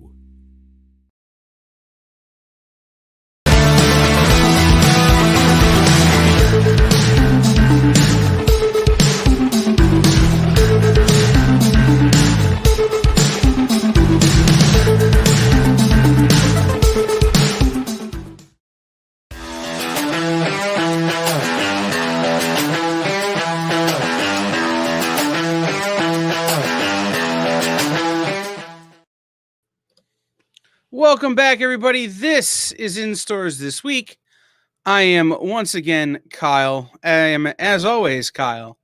And In Stores This Week is brought to you every week by our friends over at Comic Shop Locator. Head over to comicshoplocator.com or bit.ly/Comic Locator to find Comic Shop Locator. You go there, you type in the zip code of the area you're visiting or the area where you are, and it will tell you where great local comic shops are in your area, in that area. So you can go and check them out. You can go and find out what they participate in. There are lists of things they participate in on there, as well as store bios. So make sure you're checking out Comic Shop Locator. This is also a great way to find all of the books we're going to talk about on tonight's show. But first, I'm going to bring in a person who has named themselves Kyle's friend, Dan. Hi, Dan. Hi, Kyle. How you doing? Dan is my co-conspirator. I'm going to do a thing just to make it balanced. Save. There. Oh, there you go. Oh, better. So, I just heard Dan, you at the end. Go ahead. I just heard you at the end of the show refer to me as your friend Dan. And I thought, well, why not? Mm-hmm.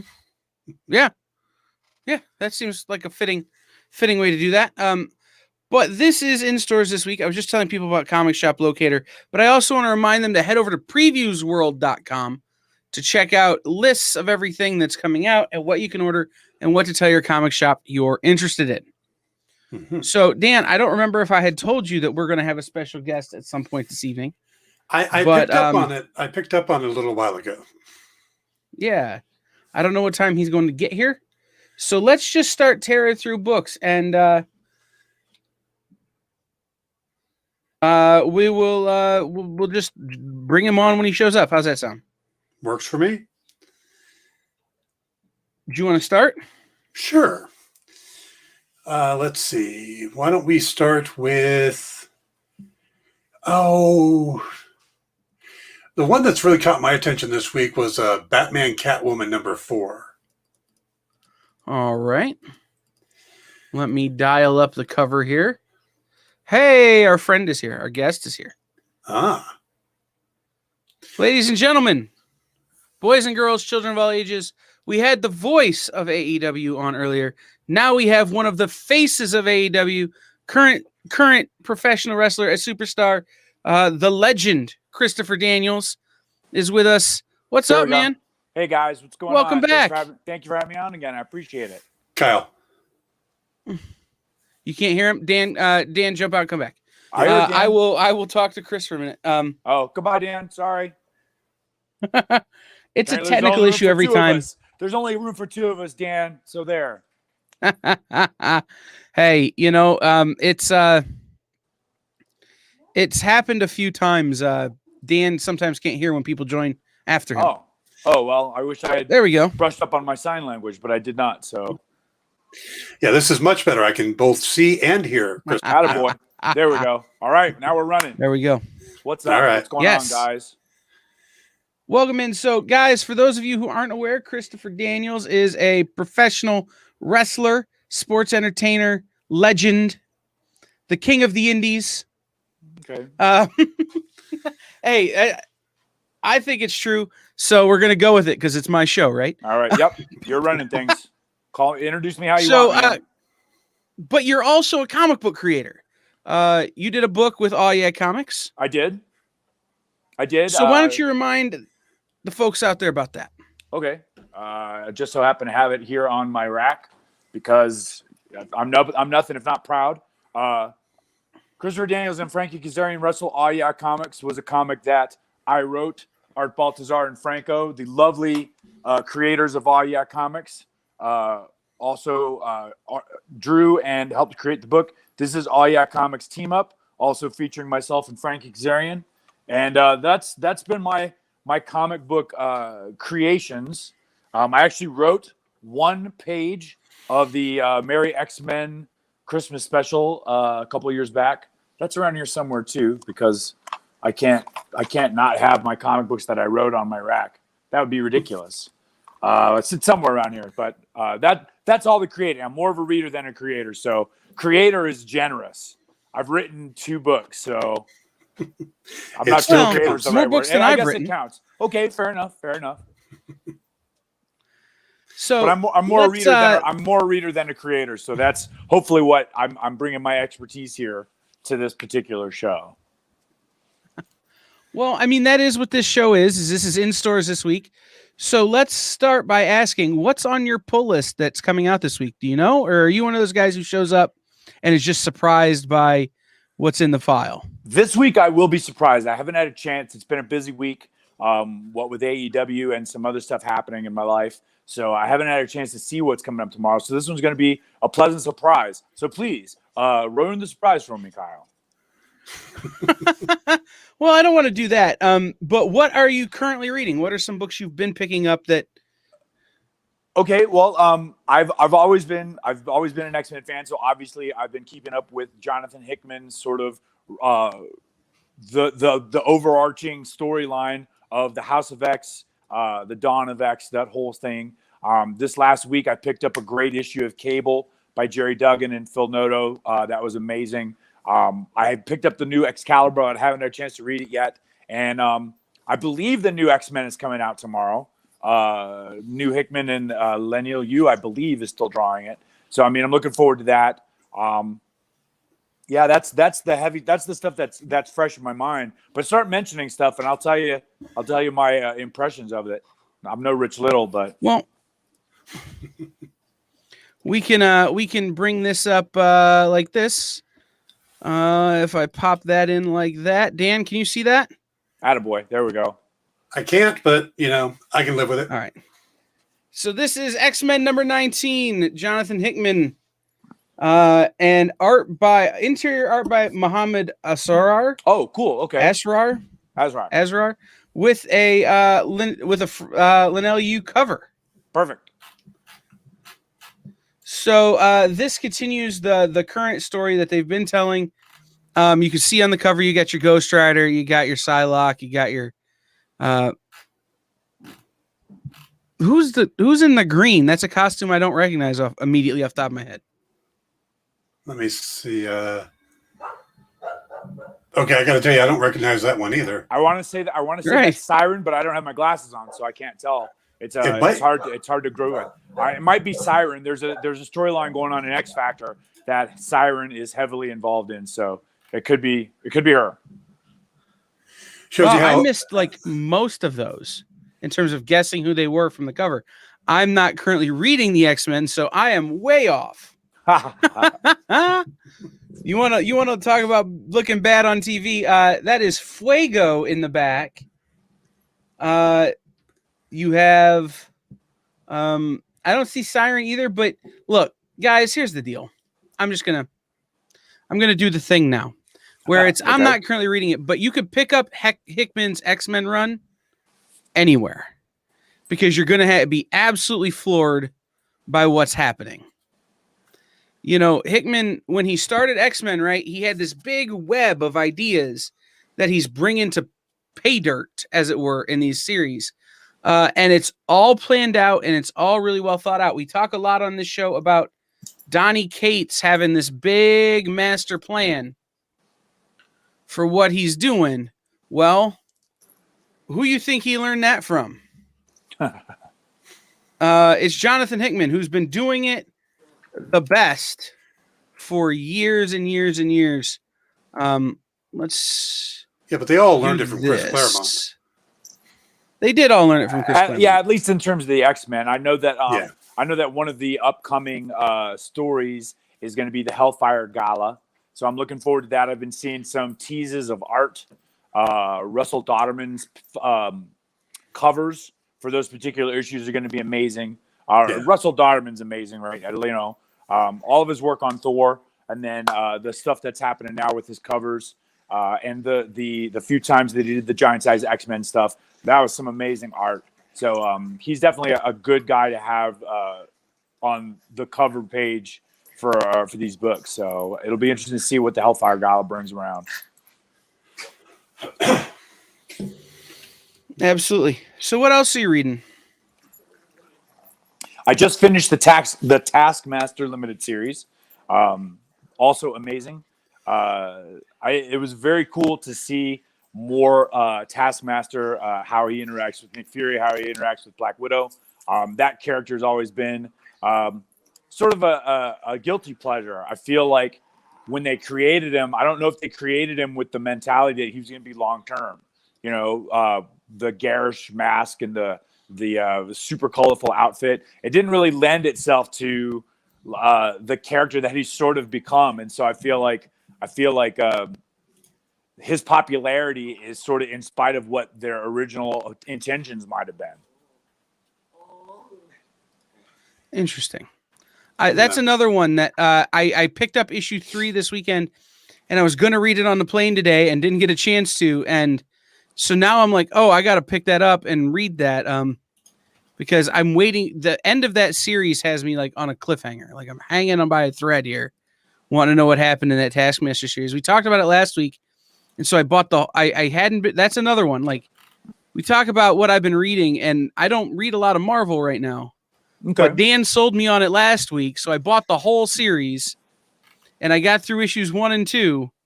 So now I gotta go pick. I picked up issue 3. Now I gotta sit down and read it, so I can find out what's happening. And hopefully, that character is such a big part of things going forward in the cinematics. Right. So that's an interesting potential there. Yeah, I mean, he's a unique character in that he's a single villain that was created to take on the Avengers.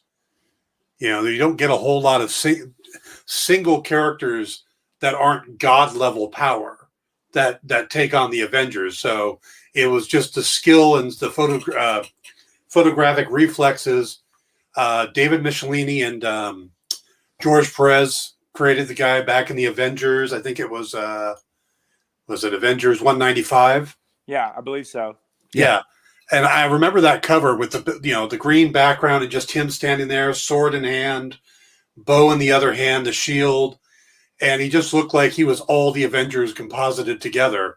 So I don't know if he was meant to be anything more than a one-shot villain, but sometimes, that aesthetic was so unique that I think it got everybody's attention. Yeah, and I think the way they've been writing and the last couple of creators that have sort of taken him under their wing, the idea of how he does battle, it was very in the same way that the writers who've been doing Iron Fist sort of like rattle off his techniques as he's fighting. The same way they're doing that with the techniques that Taskmaster has been copying. Like he'll say these doing a Captain America punch or a Hawkeye block or an Iron Fist kick. You know what I mean? And I think that's very interesting. It's a very interesting way to sort of lay out the fights of a Taskmaster series. It's going to be interesting to see how they handle him in the MCU. I think if they do it right, he could become a huge character in the MCU. But most of the time in these movies, they don't spend enough time on the villain. So I'm hoping he doesn't end up like Crossbones, where it's like, oh, he was good for, one movie. as a foil for one movie and then gone. I mean, because I know Frank Grillo, who played Crossbones, was signed up for a bunch of movies, and then he only popped up in 2. Right. So, yeah, I'm hoping that they do a little better with Taskmaster, and that because he's got a lot of potential as a cinematic character, whether they move him to the hero side of it or not. I mean, because he could be his own movie or his own Disney Plus series. So I would be down for the Disney Plus series. It'll be interesting to see if they give him that same sort of origin, or if they give him that same sort of power set in the movies, because that's it. I think it's easier to sort of lay that out in terms of comic books. It might be harder to visualize that on a movie screen. So it's interesting to think. I'll be very interested to see how they approach his character in the movie once it comes out. Yeah. I mean, that's the advantage of the comics, is that you've got 20 some odd, 30 some odd years. I mean, what year did that come out? In 1980. So the character's been around now for 40 years and has 40 years of backstory and screen time in the comics to build him up to where he is now, where he's going to get maybe 30 minutes of a 2-hour movie of screen time if he's lucky. Right. So again, it's going to really be interesting to see how they handle him. If they give him the backstory of being the ex-SHIELD agent, and he betrays Tasha or something like that.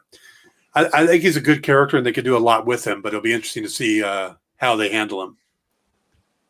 And just to shout out 2 things, Lucas in the comments, I remember Taskmaster having an updated design in the early 2000s in Deadpool, and I really liked that. And then a pretty nice design in the Spider-Man Insomniac game as well. More somber. It's true. I think old Taskmaster was a little campy. Yeah. I think new Taskmaster is a little more, he feels more villainous to me, which is probably a good fit. And then he would be good in Falcon and the Winter Soldier. But just as a reminder, they cut things out of Falcon and Winter Soldier because Black Widow hasn't come out yet. And, there July was some 9th. introductions that were supposed to be in that movie. Yeah. July 9th. The thing with the Taskmaster, that original look is 100% Perez. I mean, you look at the aesthetic on there, you get a similar design with Deathstroke the Terminator, the Nightwing costume. I mean, that's Perez's design style. I think they're doing a pretty good job bringing it into live action, making the mask more tech than the actual skull. But overall, I think they keep the basic aesthetic, which is nice. Yeah, I mean, and wasn't that in 190? What is it? 196. 196 is his first cover. That's a Joe Sinnott cover, and I believe it's a Joe Sinnott, or it's a who did the cover? I'm blanking on it. I thought it was Joe Sinnott, but that's wrong. I thought it was a George Perez cover. The green one, is that the one you're talking about, or is it the next issue that you're thinking of, Kyle? Yep, it is the next issue. It's 197 that I'm thinking of. Well, all right. Anyhow, but it's those two guys working together, doing covers with him on it, really did kind of create this look that has really transcended time for him. And it's just a couple of little updates that have really added a lot to it. Right. Yeah. So, all right.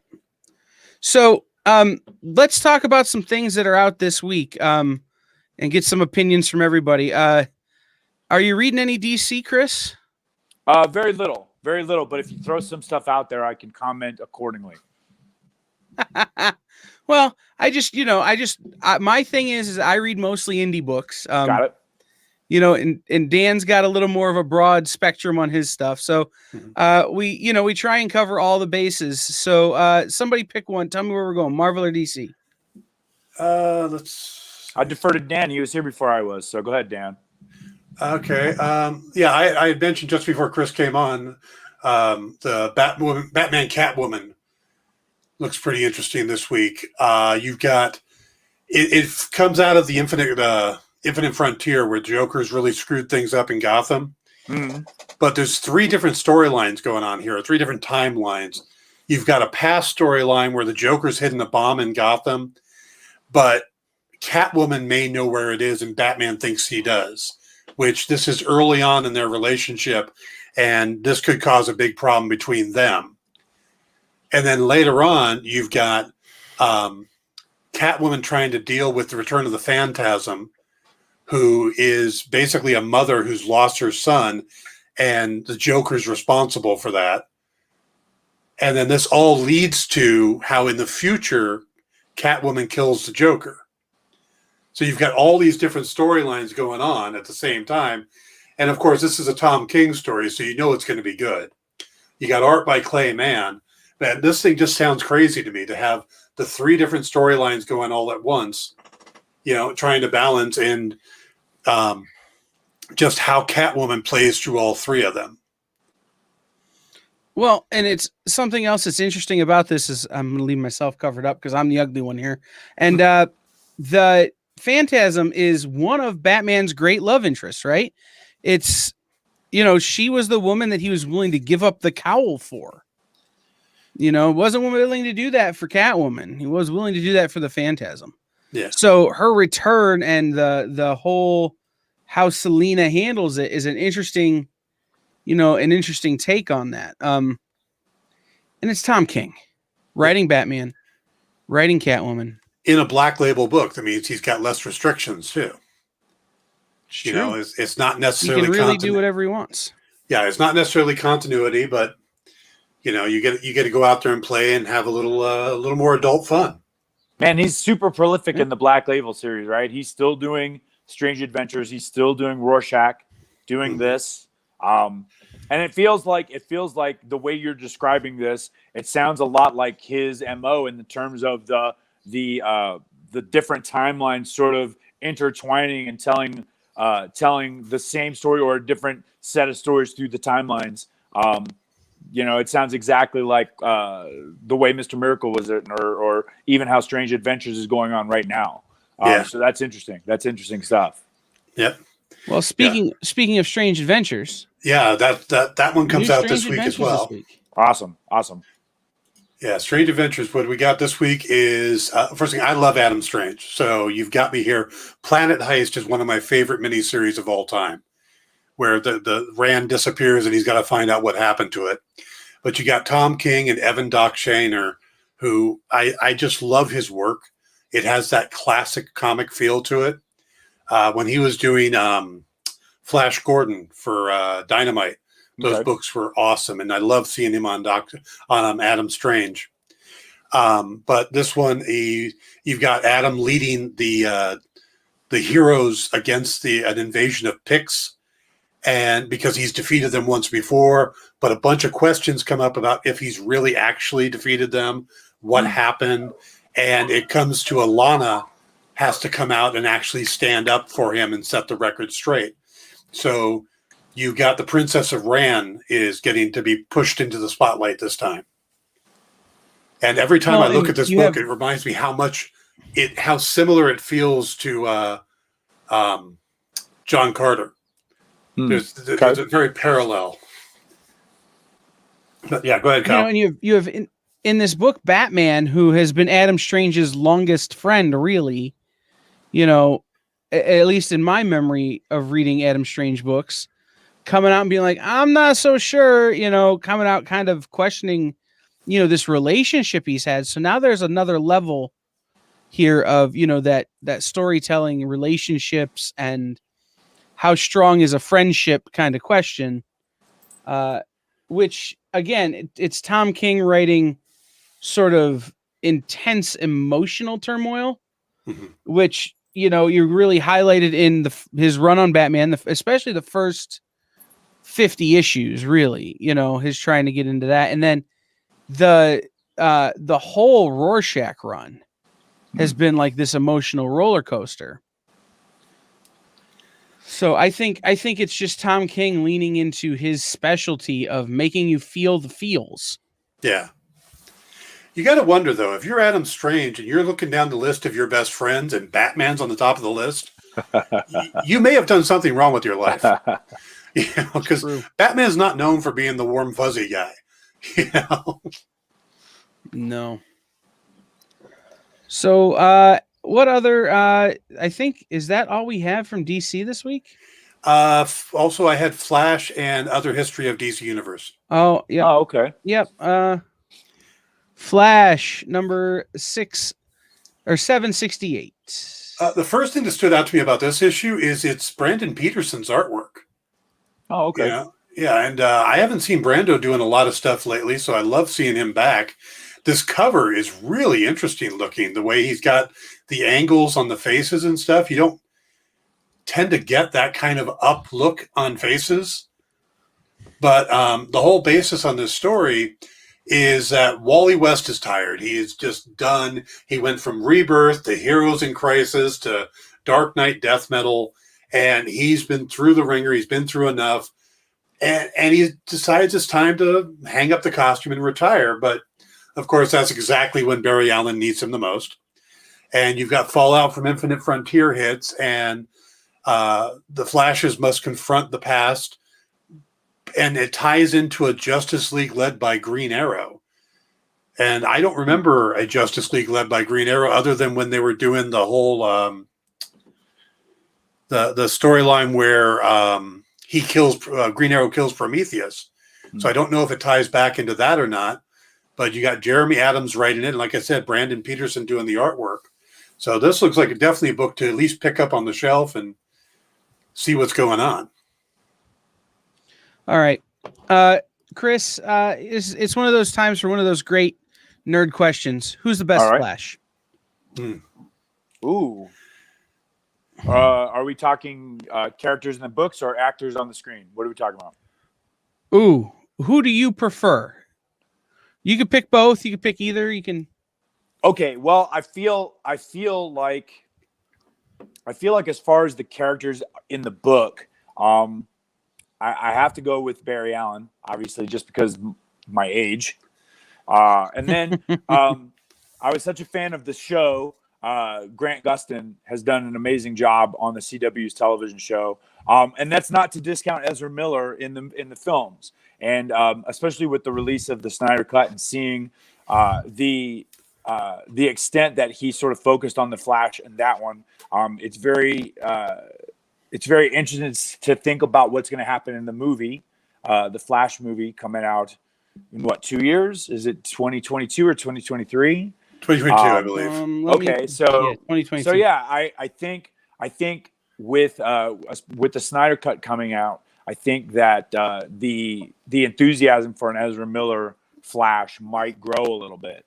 But I do know also that the television show just like in the last month or two had its season premiere. Mm-hmm. So I'm interested to see. I mean, I also thought like one of the cool things about the Flash is the way that they've played through things like Flashpoint and Crisis on Infinite Earths. The fact that you might actually get a chance to see Grant Gustin and Ezra Miller on screen again as each other is certainly possible, especially depending on what they decide to do this year for the crossover event for all the CW shows. Yeah. And you know what? You said about your age. I believe you and I are the same age. Okay. So I checked your box. I looked you up before we got on here. I think you're like a month older than me, and I agree with you. Barry Allen is the best Flash, and Nick agrees with us. Right. If you look at the comments, but as for I gotta say I love Grant Gustin, but John Wesley's ship between his old series and what he's done with the CW series, I really like all the time he's been popping up and the emotion level that he brings as both Jay Garrick, and then when he comes in as Barry Allen again in Crisis, that's just right. So, but yeah, I put Ezra at the Ezra needs a little more time. Well, I just think he needs a little meat on the bones. They haven't really had a chance to focus on him as the Flash. He's sort of guested. He was sort of a minor character in Justice League, and even with the added screen time in the Snyder Cut, it's not enough focus on him. So I think when the movie comes out, we'll finally get a chance to see Ezra sort of play him throughout, and that's going to be cool. I think he's a very interesting actor. And to see what he does with the movie on his shoulders is definitely something that I think a lot of fans are going to be interested to see. Oh, I agree. I think the biggest thing going against him is that he's playing Barry in such a different way than anybody else has. He plays him very hyper, very ADHD, which I can understand the choice, but it's not a Barry we're used to. Right. So I think that's another thing that works against him is that Grant Gustin's and John Wesley Shipp's versions are very straightforward. Right. The scientist first, and Ezra's is definitely I wonder if he made that choice because he knew that he was more of a sidekick in this film, and I wonder if that's going to change at all, or if because he's made that choice, if he's sort of married to that character, if he lets it evolve a little bit, or if he's going to stick with it and play it through. Once the film focuses on him alone. Yeah, it would be difficult to watch that hyperkinetic acting for a full 2 hours. Yeah, that would be difficult. I mean, can we slip him some Ritalin or something? Just calm him down a bit. Yeah. See, as an ADHD person, I find Ezra Miller most relatable as the Flash, but I'm not a fan of Barry Allen as the Flash. I'm a Jay Garrick guy. Okay. And while I do love John Wesley Shipp's portrayal of Barry, Teddy Sears as Jay Garrick is my favorite. From the TV show. I like. But he wasn't Jay Garrick. I'm a fan of Teddy Solomon. Sears. Well, he was Hunter Zolomon. That's what I'm saying. Is that you kind of, he played both sort of roles. He was Jay Garrick at first, then he was Zoom, then he was Hunter Zolomon, and it's putting all those layers on it. But I've been a fan of him since, when he was on AHS, American Horror Story, probably, or when he was the Blue-Eyed Man in Torchwood. Like, it's one of those two things. It's kind of a toss-up for me. I discovered them both at the same time. So I'm a big fan of him as an actor, so I think that probably weighs heavy on my decision. That probably hurting Nick right now not to be on this episode because this Flash is his favorite character, period. Just down the line, Flash is my ringtone for when Nick calls is the theme from the Flash. It's very funny. I'm changing it to that's what's going to happen on my phone now. Yep. So we had the Flash. And we had the other DC book I think we had is The Other History of the DC Universe. This is such a unique series because it's the whole series focuses on heroes who come from disenfranchised groups. So these aren't your straightforward. These are like this one focuses on Tatsu Yamashiro, who of course is Katana. And her backstory, this is her origin story, but her backstory, her entire family gets killed, her children, her husband, and they're all killed with the blade she ends up carrying, which takes their souls. So she's carrying the sword that has her children's souls in them and her husband's souls in them. And that right there is just so damn heavy. And it's basically, and then the story is being written by John Ridley, the writer of 12 Years a Slave, and just a ton of other amazing movies and stuff. And then the art is Giuseppe, I'm going to kill this last name. Camicoli. Yeah. And Andrea Cucci are doing the art on this. So I'm looking forward to this one a lot. I've been liking the first two issues. And I again, another black label. I think I picked mostly black labels from DC this week. But this is just a really strong series, and it's a chance to focus on, your diverse cast of heroes that don't normally get the spotlight. Yeah. This is one that I'm actually picking up, and I really enjoyed the first 2 issues, the one about Black Lightning, the one about Mal, the Bumblebee.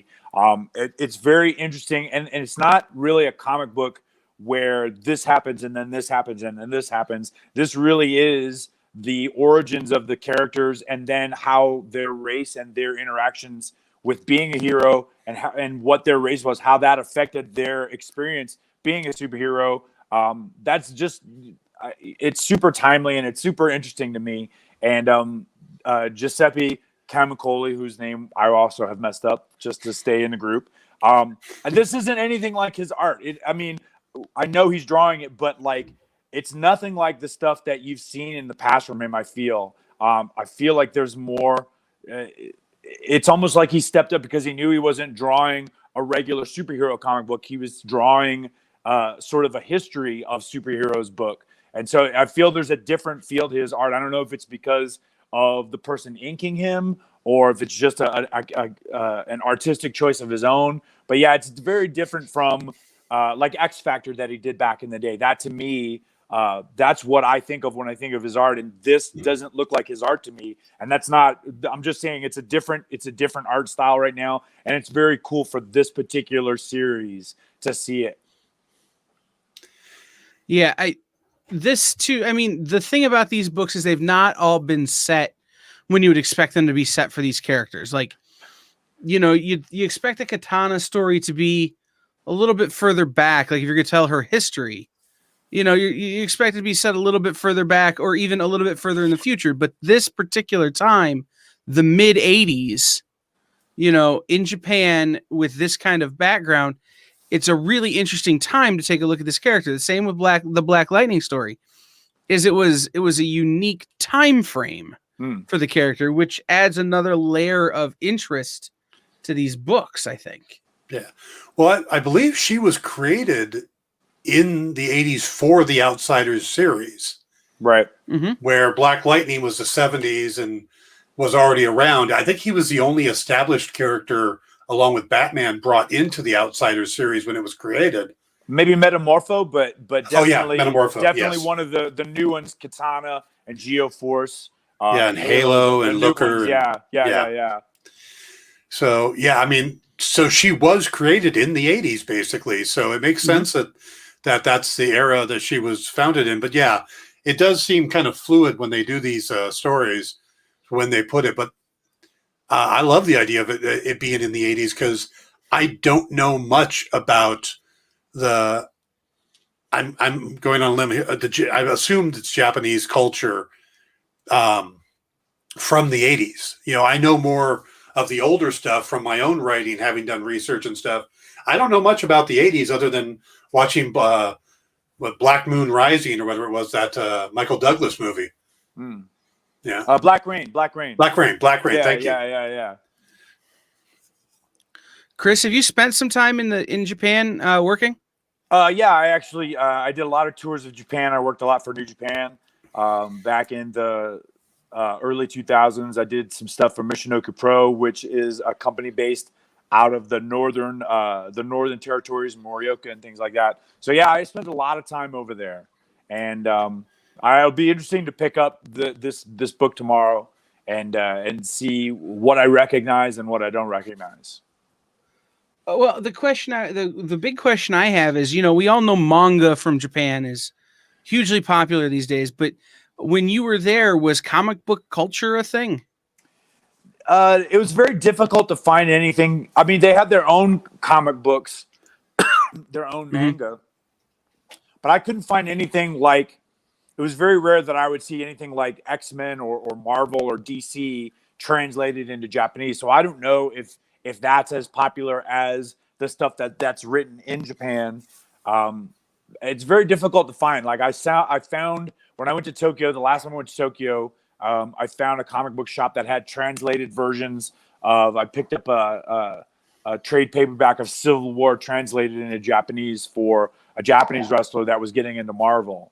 But yeah, it wasn't something where the American characters that you assume are world famous were that prevalent in Japan at that time. And I don't know if it's changed. I haven't been there in about 5 years.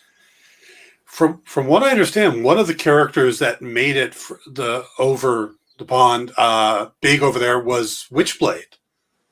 That makes sense. So I think it's the type of characters they like aren't so much the normal tights and flights characters. So somebody like Witchblade would go well over there. Was that because the Witchblade did Witchblade have a cartoon that came out? Yeah, they had an animated or an anime series. Was it was it created by a Japanese company? I feel like there was a Japanese flavor to it, if I recall seeing those. Yeah, it wasn't an American company. It was definitely okay. a Japanese company. I think the Top Cow licensed out the character to them. Right. Okay. And it did really well, and I believe there was also books for it as well. So my former business partner lives near Akihabara. And he goes, Kyle, there are no comic books here. You got to send me English comic books, dude. Yeah. Like all the time. He's begging me. He goes, but Funko Pops are everywhere with these characters. Nobody wants to read about them, but they all want to have the Funko the hell Pops. on them on their wall. Yeah. I wonder how much of it is that the format, that chibi style. Because I mean, from what most of the manga books they're done in that style that you can just drop it in your back pocket. And they read them on the subways, they read them on the trains or whatever, all over the place. And that's kind of where the whole thing came from, was they were train readers. They would make these things to be able to read quickly on the train. And that's where the popularity grew from, where American comics, they don't, you'd have to translate into that format to just like over here, they don't, the difference in size and stuff. Like we talked last week about heavy metal being oversized all the time. And now they're finally doing more standard comic size, and they're getting on the main shelves. It might be something like that, where the American characters aren't translated to the size that they're used to being in. I also thought it was tough in the sense the way that we lay out our pages, where you start at the top left and you read left to right. They read right to left, and up and down. So all the kanji that I've ever seen, the sentences start at the top and they scroll down almost like the stuff from the Matrix that you would see the code. So I wonder if the difficulty also is it's a hard time to translate the sequential art that is written or drawn in America to try and translate the language for them to be able to read it, or what they're used to reading anyway. Yeah, I don't see it being an easy translation. You'd almost have to sit down, take the story, and just start from scratch, with the art and stuff. And most manga has a more rigid panel structure than a lot of comics do these days. So that might have part of it too. You can translate a manga to English because everything's still pretty rigid in the panel structure. Guys like Junji Ito and some of the more modern books that have really taken off are different, but you get to the old school stuff and it's a little more structured. So maybe it would have done better if comics would have been introduced, the way they are now 60 years ago. Who knows? Yep. Let's talk about some Marvel. All right. Shall we? All right. The first Marvel book I have up ready to go is this guy. Silk. Silk #1. Oh, cool. All right. Yeah. Cindy Moon getting her own series. This one, the write-up on this one's pretty straightforward, but it reads like it's a Spider-Man book. I mean, she's an intrepid reporter. She's working for J. Jonah Jameson, and she tries to keep her superhero world from her work world, but things are starting to cross over because there's an investigation going on in a series of gangland murders that puts Silk and everyone she loves in danger. And there's some new power player in New York City, in the underworld, and she has a strange demon cat. But this comes from Maureen Gu and Takeshi Miyazawa. Miyazawa. All right. Mm-hmm. So and this has a definite Japanese feel to it as well. I mean, You know, the art style has that manga style to it, and a lot of the art.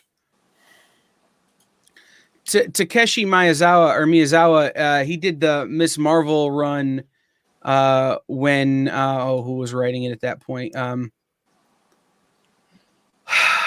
gonna blank on her name. G. Willow Wilson. Yeah. Yeah, it was G. Willow Wilson. Okay.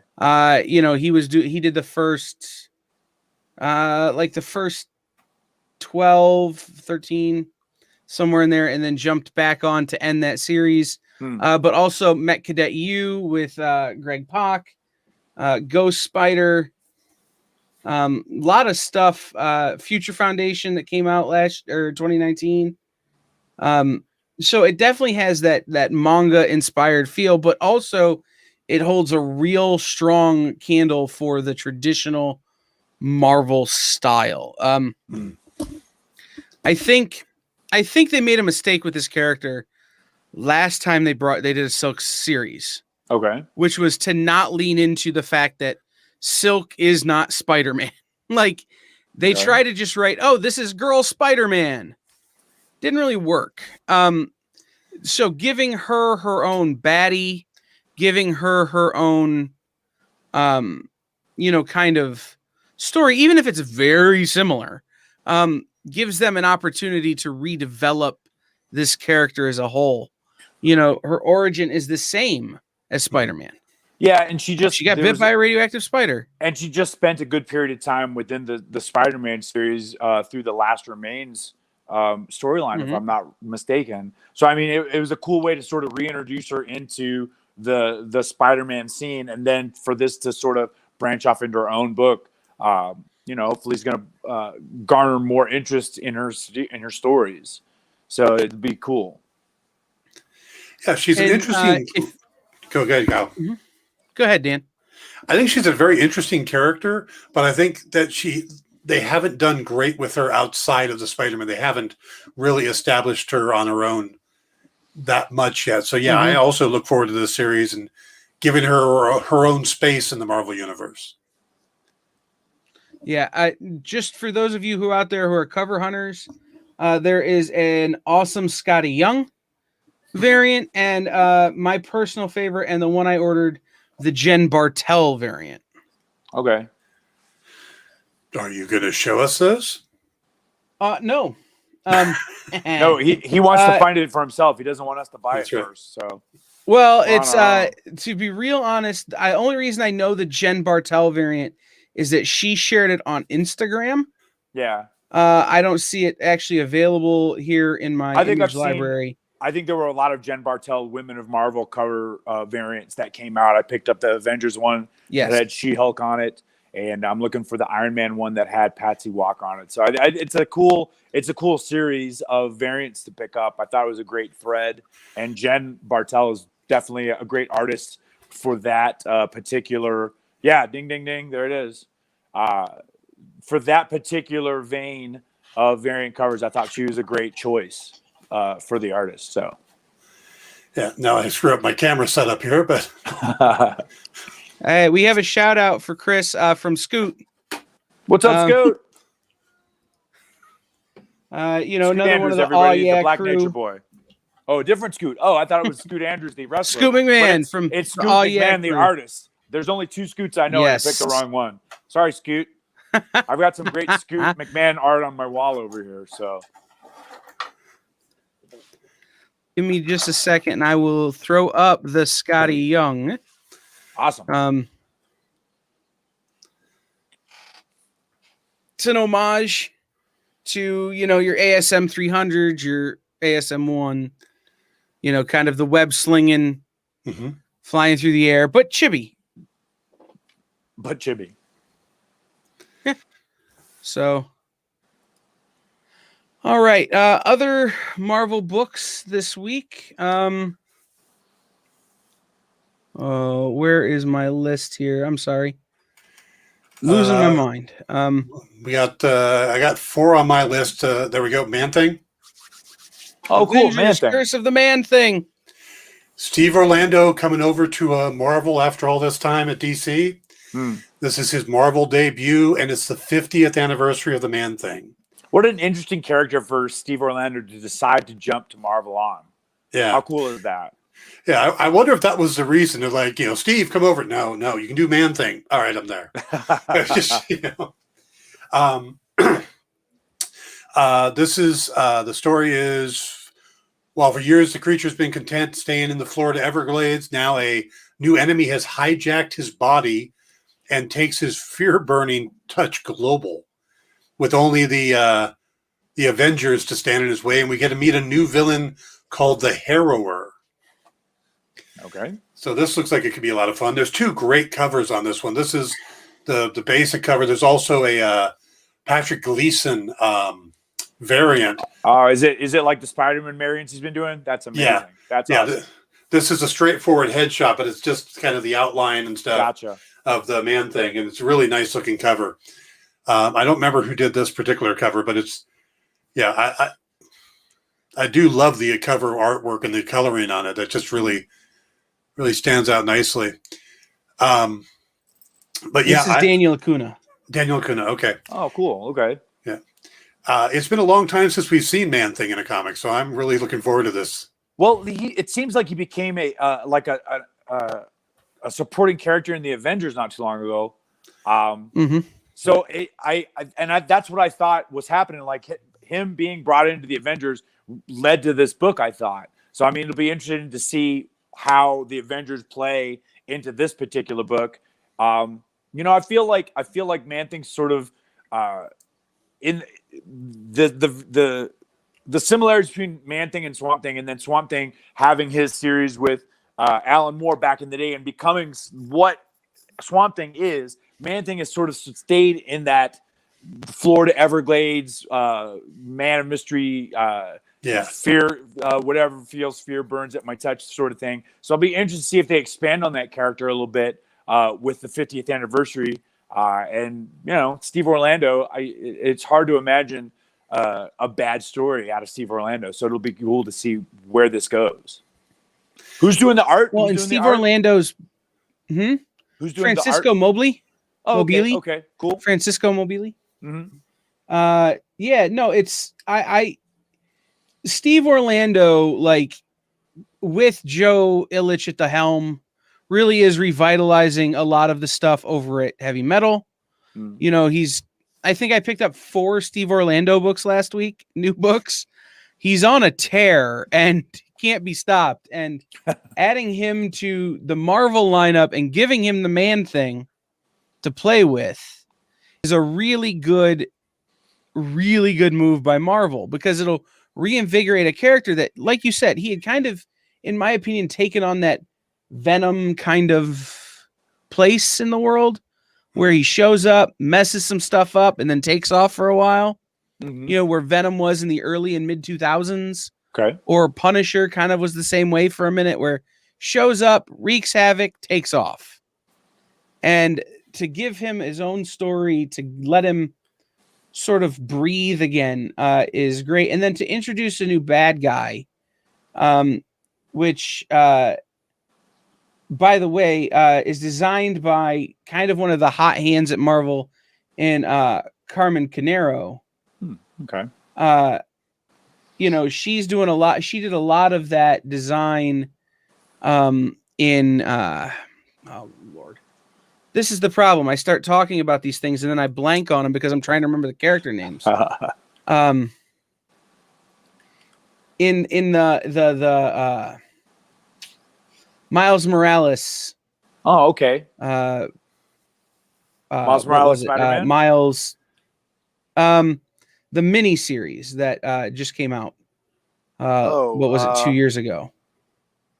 Spider-Verse. Into the Spider-Verse? No, not I know what you're talking about. Yeah, it was Spider-Verse. It was the Clone Saga, from the Miles Morales Clone Saga story.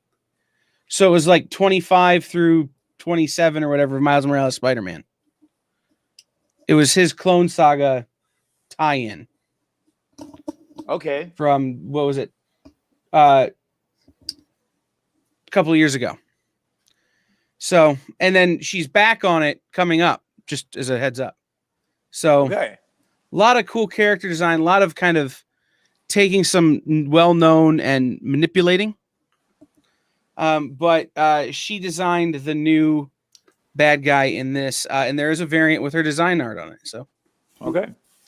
I agree with Christopher though that where Swamp Thing and Man Thing were kind of created at the same time, kind of parallel.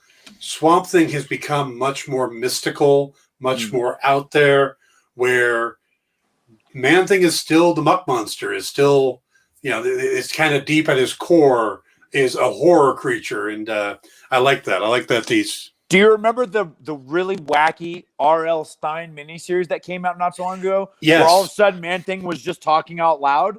Did anyone else sort of do a double take when they picked that up and went, wait a minute, hold on. Yeah, what's that happening didn't. here, R.L. Stine? Yeah, that one. Madman. I think I've tried to wipe that from my mind. Man, they brought Steve Orlando to cleanse our palates. Yes. 50th anniversary, we're going to save him. Yeah. I was staying in a hotel this weekend because I was traveling, and the theme of the hotel, they're all over the country, but they're in college towns, and every room is decorated for a famous graduate of that university. And I was in Columbus, and so my room was the R.L. Stine room. Oh, because he went to Ohio State. All right. And I walked in, and I'm thinking, okay, it's going to be Goosebumps.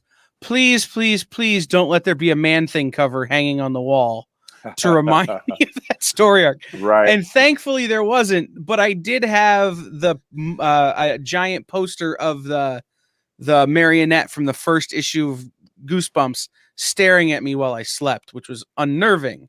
Yeah, it's still better than Man Thing. Sweet dreams. Right. Yeah, right. So no, it's true. That was a weird series, but no, I like this team on it. I like Steve Orlando. Like I said, I think he can do no wrong right now. So I'm and I feel like open to giving it a shot. Man Thing is one of those characters where you're going to allow your creator to sort of take more risks. You know, you go with someone that's on the front line. You take an Iron Man, a Spider-Man, a Captain America. There's very little change or like outside of the box thinking, I think, that they're going to allow creators to do. And so Man Thing, I think there's a little more freedom to sort of play with the DNA of the character and see what you can come up with. And maybe that's what R.L. Stine was thinking. And let's see what Steve Orlando does with it. Mm-hmm. And if Steve Orlando does bad, then somebody else a couple years down the line will come in and change it again. Yeah. Then we go back to R.L. Stine, maybe. Or maybe not. Probably not. Yeah. So we have one more Marvel book. We'll try and get to that here before the top of the hour, which is, let me click the buttons to make this go the way I want it to go. Boom. We're putting Venom on a dude who's on fire. That's going to end well. Oh, yeah. That's right up there with the Human Torch Vengeance getting the ability. King in Black Ghost Rider. Mm-hmm. Yeah. I love this, you know, because right now you've got Ghost Riders trying to take over hell. He wants nothing more than destroy Mephisto, you know, and it's probably because he didn't show up in WandaVision. But you got a roundup of, you know, he's rounded up an army of escaped demons, securing his throne to the seat of hell, and suddenly Null shows up. You know, you got this dark god from space, and the whole world is in chaos, and now a bunch of Johnny's old friends are showing up and asking him for help. So, and this comes from Ed Bryson and Juan Friguera. Yep, I'm going to go with Friguera on that one. I need pronunciation guides for some of these names. I really do. That's true. And Nick's always so good at the Italian names and putting a little zing on them and making us feel inadequate. Oh yeah. Now, is this an issue in the current series, or is this a one shot, a King in Black one shot? This is a King in Black one shot. Okay. Well, okay. It's King in, yeah. Because I know the Ghost Rider series came out a while back, and it had been a couple months since an issue came out. So I didn't know if they, you know, and I didn't realize, I wasn't sure if this was a COVID sort of hiatus or just a creative hiatus or whatnot. So I actually dug the Ed Bryson and Aaron Kuder was drawing that particular Ghost Rider series. Yeah. So I did that sort of cancel out because of COVID, or is that on hiatus because of COVID? Does anyone know? Not sure. Give They me a might have second. paused it so they could do the King in Black stuff because they're doing that with a lot of. So Gotcha. Okay, interesting. Well, that's another King in Black one shot I'll grab. So, were you a Ghost Rider fan growing up?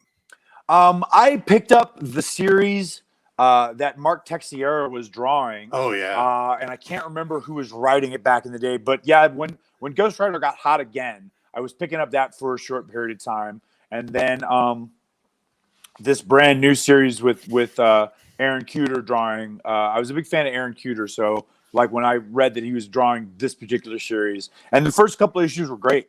So if it comes back around or whatever happens, if they restart with a new numbering system, it'll be interesting. But it's cool that they haven't forgotten Ghost Rider exists, so there's a one shot out. So yeah. Now that was the Texiera. It was a 7-issue miniseries. Okay. Oh, okay, all right. So the Texiera run, but that was the different Ghost Rider. That was Daniel Ketch, yeah. Danny Ketch, yeah. Danny Ketch. Yeah. Who turned out to be Johnny Blaze's brother? Is that somewhere along the line? Something like that. Yeah. Yeah. He's actually in this. He's actually in the Ed Bryson series as a character as well. So I mean, they're starting to tie all of the various Ghost Riders together in this series. It felt like. Yeah. So yeah, I mean, and they still haven't resolved the Robbie Reyes Ghost Rider story either, which just kind of got canceled out of hand because it wasn't wildly popular. It didn't do all that well as a book, but that left it on a cliffhanger that it would be really great to see if they are bringing everything together, Danny Ketch and everybody into one world. I want Ghost Rider verse. Right. Like get all the Ghost Riders in one book. Robbie's a part of Avengers as well. So that Ghost Rider is a part of Avengers. So, I mean, Jason Aaron has been playing with that particular character, I want to say since the beginning of his Avengers run. He's been a part of that series. So, I mean, he hasn't been forgotten either. But I feel like the Johnny Blaze and Danny Ketch together in this last miniseries, like you were talking about, that's always been the crux of Ghost Rider for my taste. So it'd be cool to get a follow-up to that series or a continuation of that series. Oh yeah. Yeah, we all know how cool it is to get more than one Ghost Rider together just from the Nick Cage movie when you've got him and the old Ghost Rider riding through the desert. Right. That's probably the best scene in the entire movie. Yeah. Yeah. Robbie Reyes I had to drink a lot to get through that movie. But Robbie Reyes was probably one of the saddest victims of the whole Marvel TV, because there was supposed to be a Ghost Rider TV series starring the guy playing him on the Agents of S.H.I.E.L.D. Gabriel Luna, yeah. And that was supposed to be in the works, and that got killed when everything got shifted around. Yeah. So we could have had a Ghost Rider TV series on Hulu. So, guys, it's top of the hour. Chris, are you available to hang? Or you? I can hang a little bit more. Hang with us for another hour? Yeah, I could do that. Maybe not the whole hour, but I'll hang a little bit. Yeah. Perfect. All right, cool. We're gonna do this. We're gonna take a quick 30-second reset, and we'll be back in just about 30 seconds here on In Stores This Week on The Experience. Hang with us.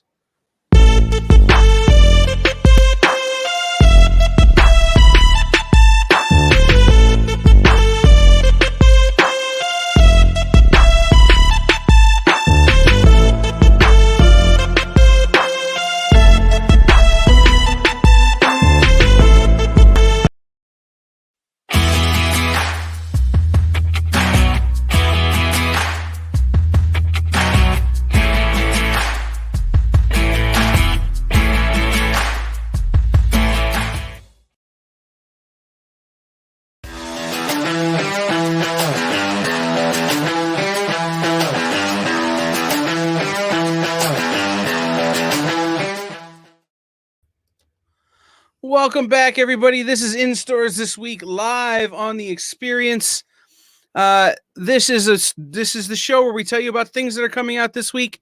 As always, our show is brought to you by Comic Shop Locator, head over to comicshoplocator.com or bit.ly/comic locator to find out more about shops in your area.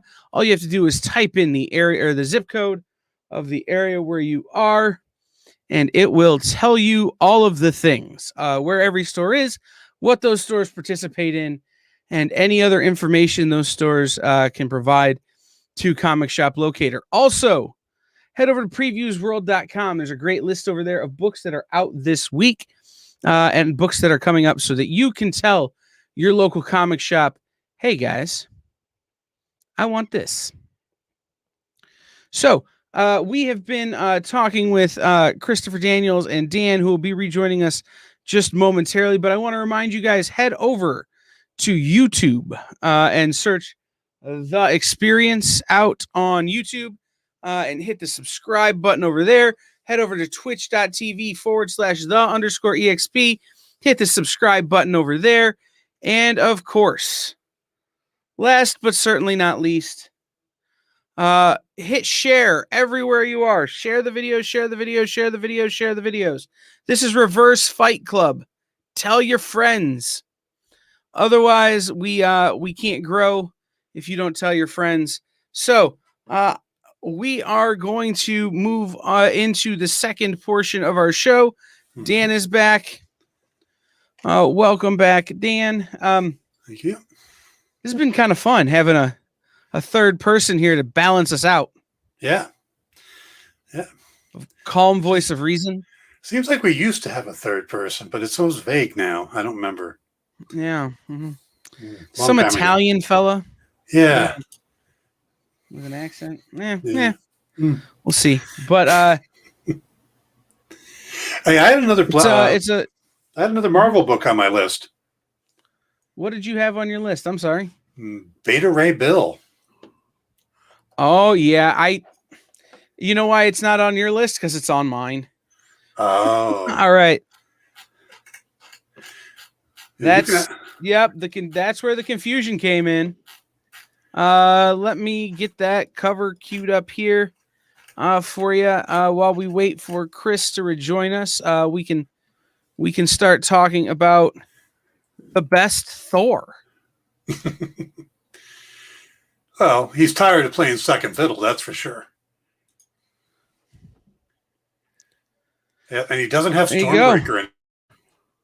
Mm-hmm. We had Christopher back in here. There I am. Me down there, so I'm covered up. There we are, back. You know, again, I can't hear Christopher, so I got to step out. Be right back. All right, we'll stall for you, Dan. We'll stall. I haven't said anything, maybe so I could just make faces. I think. Nah, it's fine. We have this problem every week. It's Dan and I do a dance. He leaves and I talk about an indie book, then he comes back. We talk about other things. Gotcha. But now he's back. There he is. I am back. All yes. Right. There we go. And we're talking about Beta Ray Bill #1 from the pages of Donny Cates' Thor and spinning out of King in Black. Very cool. Really? Man. Daniel Warren Johnson, art and writing. Yeah. Yes. Yeah, he's doing the whole thing. That's pretty cool, man. One of the neat things in this book is that there is the printing of a conversation that Johnson has with Beta Ray Bill's creator, Walter Simonson. Oh, so cool. there's a conversation between the two of them that's printed in this book too. It's an oversized first issue. But you've got Beta Ray Bill doesn't have Stormbreaker anymore. Odin broke it. So he's not very happy about that. So now he has to go out and find a new weapon, find his own destiny. Oh, and there's a nullified version of Fing Fang Foom he has to fight. So that sounds like a fun first issue, right? You know, he gets to chat with Walter Simonson. It just sounds like a great issue.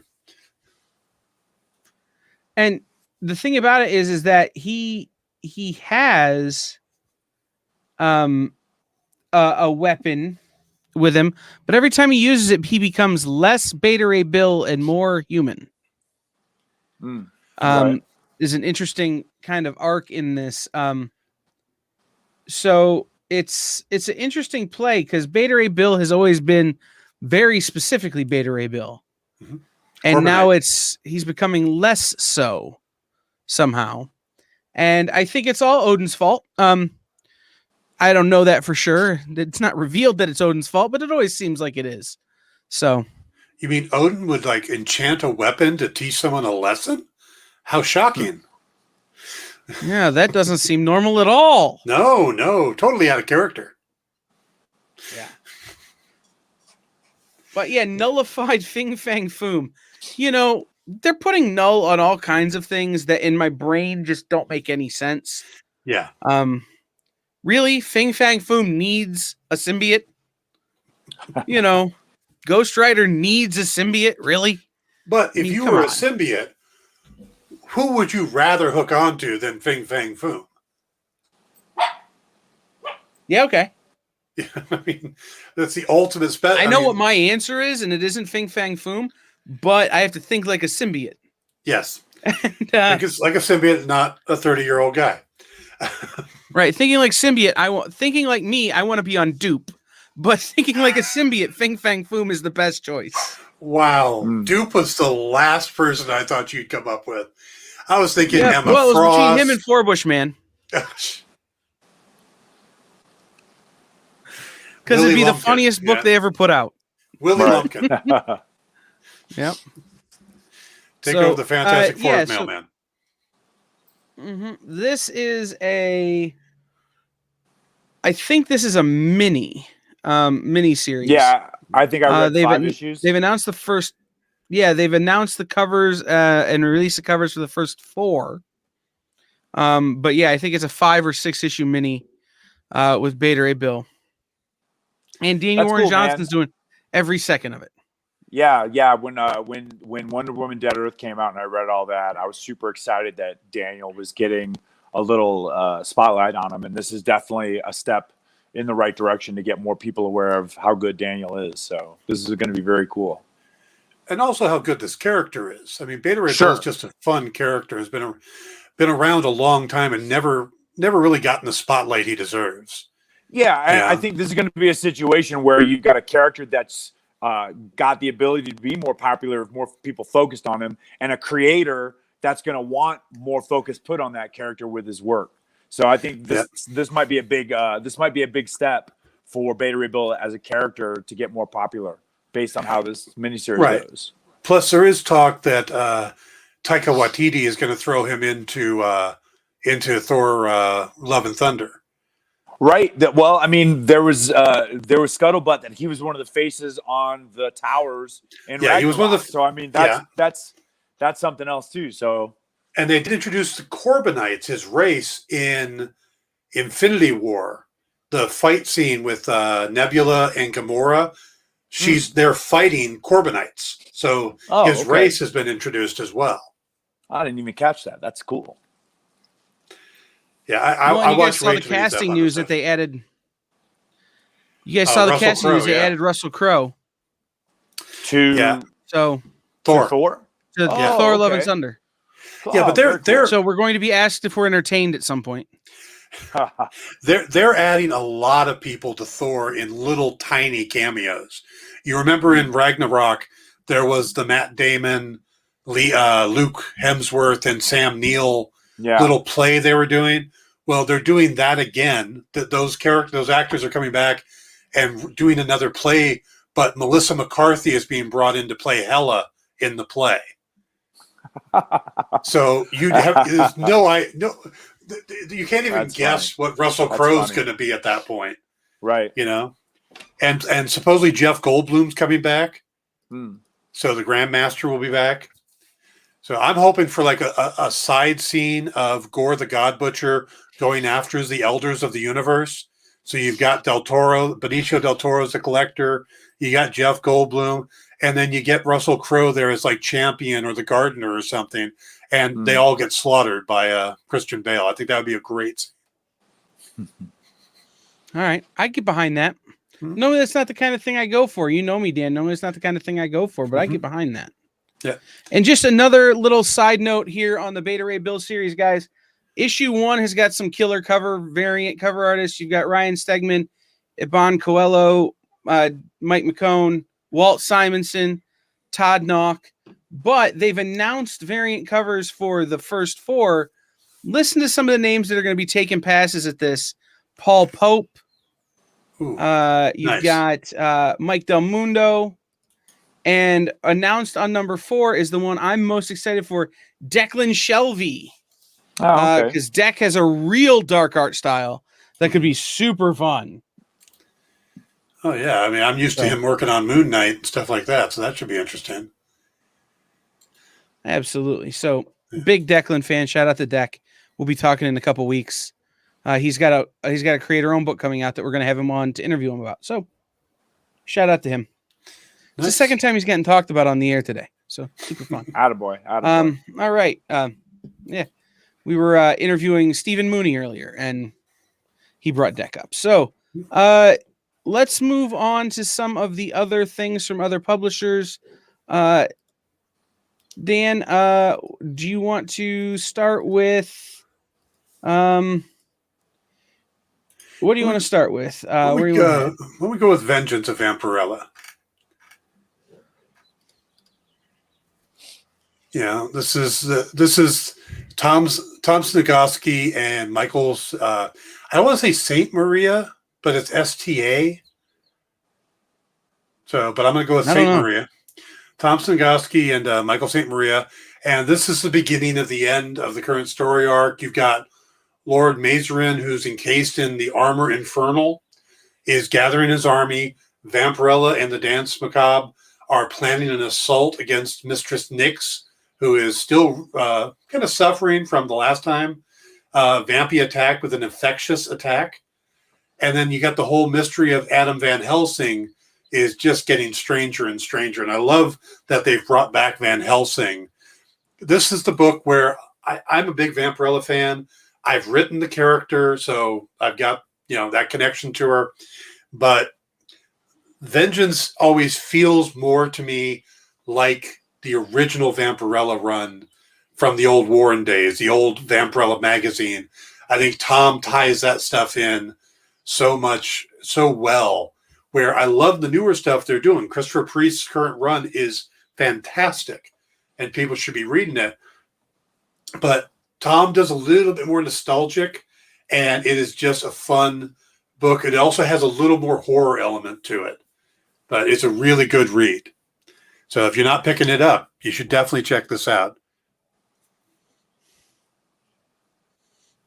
Absolutely. I'm not, this is one that I stopped getting regularly, probably 3 issues ago, and I'm grabbing trades of as they come out. I think it was issue 12. Well, before issues now. Issue 12, I stopped, and I'm grabbing trades as they come out because Vampirella is super fun. Yeah. This has been a fun run on it. So something I kind of wanted to talk about and I wanted to bring up because, it's out there. Like everybody watched the series when it was on. We're waiting for more. The Witcher, Fading Memories from Dark Horse. Yeah, I think we both had that on our list this week. Christopher? I watched a couple of the first episodes, but I never got into it like most of the fans did. So yeah, this one's going to go a little bit over my head, but I'll allow it. I'm curious what didn't get you, or what was missing for you. That's a good question, man. It's been a while since I've even seen it, so it's hard to even remember like my full feelings of it. I did dig the fact that I'm a fan of Henry Cavill, so I mean, I was happy to see him working and doing stuff. I don't know, man. I can't remember. I honestly can't remember what my feelings were. I just remember I didn't have let's make sure I see the next episode of this. So it could be my own issues. If you ever decide to go back and watch it, I will tell you the only thing I tell anybody who sits down to watch it. Okay. It's not all happening in the same timeline. Each main character is in their own timeline, and then it all comes together at the end. Oh, okay. All right. Then it starts making a hell of a lot more sense. When I figured that out about episode 5, everything clicked for me. What a tough ask to be like, all right, guys, you're not going to get this until 5 episodes in, but stick with it. It's tough, man. That's a tough. It's like telling people to watch, but I guess people. It's like telling people to watch Parks and Recreation. Sure. Yeah. I mean, I'm sure everybody felt the same way. The people that didn't have any connection to the Vision and the Scarlet Witch were probably going through the same thing on WandaVision, where the 4th episode finally the scales started to fall from everyone's eyes. So I get it. Yeah, and at least with The Witcher, you get all the episodes at once. It's a binge watch. Right. WandaVision, it's like, we're going to give you 2. And then we're going to ask you to come back next week. We're going to give you a little bit more. We're going to tease you a little, and then, in issue 4 or episode 4, we're going to explain everything. So that was an even bigger ask, I think. Joel Eden kind of really unlocks it there because he doesn't age. Right. It makes timelines super confusing. Yeah, that makes sense. So, that makes sense. He doesn't age, and Yelena, the sorceress, also doesn't age the same way. I got it. Yeah. So once you get that, it makes a lot better story. But let's pop over to let's pop over to another pop culture-y, kind of a pop culture paragon here, the Power Rangers. Oh, cool. All right. As popular now as it's ever been. Right. Go ahead. Oh no, go. If you've got this one, go with it. I was going to tell the story is this weekend I got to meet and hang out with Jason David Franks at a signing, and getting to see people who are as in love now with the Power Rangers as they were when the series hit TV because of the comic books. These are people who aren't watching anything that's out. These are people who are picking up the books every time they come up from Boom Studios, and they're as engaged now as they ever were. Is really good for my soul, like as a comic book guy, right? So this is L.L. McKinney and Simone Ragazzoni. These Power Rangers Unlimited stories are one shots that are coming out and telling different parts of this Dark Spectre story. Okay. As part of the Power Rangers universe. So it's coming at it from sort of the villain side of it. Mm-hmm. And one of the things they did with these is, rather than getting guys like Kyle Higgins and some of the big name writers who have been on Power Rangers recently, they went and got a bunch of indie guys. So L.L. McKinney, he worked on Wonder Woman at DC, but big book he did was Nubia for DC, which is one of their more, I guess, indie titles that's due out this year. So it was really kind of an unknown commodity before Future State happened. And now he's doing this. Frank Gogol from Source Point Press is doing one of these stories. Like I said, they went out and they got guys that maybe most of the comic book community haven't heard of to tell stories that aren't directly tied to the Power Rangers you know and love, but are tied to people that they interact with. Yeah, well, I guess is kind of the way I would state it. This is the origin story of Astronema, who is one of the more popular villains in the series. But yeah, it's going to focus on her story from a little girl when I think she was named Corone. And then she grows up, she's kidnapped by bounty hunters and gets turned into an assassin by Dark Spectre and Ecliptor. So yeah, this whole issue focuses on her instead of the Power Rangers. And Kyle, you got to tell me one thing from this weekend. Does Jason still refer to himself in the third person? No. Okay. I'll be real honest. There were so many people there to see him. He didn't have much time to refer to anything other than, I need a new Sharpie. Which was amazing for the store I went that was doing it. Amazing for him. Amazing for the fans. The highlight of my weekend was the number of mothers who were coming in with their kids, and the kids had no idea why they were there. Right. Blindfolded, or they'd come around the corner and they'd see him and their eyes would just be saucers. and the jaws are on the floor, and you're hearing them squeal, and they're jumping around, and they don't have any idea what to do. That's Cool. cool. And it's just fabulous. Like, it had been, I closed my retail location a year ago yesterday. It had been 1 year since I had done any in-person comic events, 364 days. Right. And that was my first one. And it was like, it's like the thing, that Campbell's soup commercial where the kid's a snowman and he gets the Campbell's soup and the snow melts off and he turns into a little boy. I don't know. Very or cool. when the Grinch's heart grows 3 sizes. Yeah. Like, this is how I felt. It's. Yeah. Hopefully more to come. It was a Hopefully great more to way. come. Absolutely. And so it's one of those is like, any Power Ranger story right now, there's a group of people my age group that's like, we don't care. Just give it to us. Cool.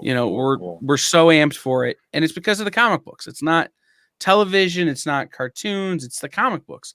And it's because Boom Studios has done a phenomenal job of shepherding the franchise forward in a way that's accessible for kids and adults, and a really, really great opportunity. And so these are super fun for me, to see cool, people man. I know from the indie scene writing a franchise that I've been following for 20 years. Forever.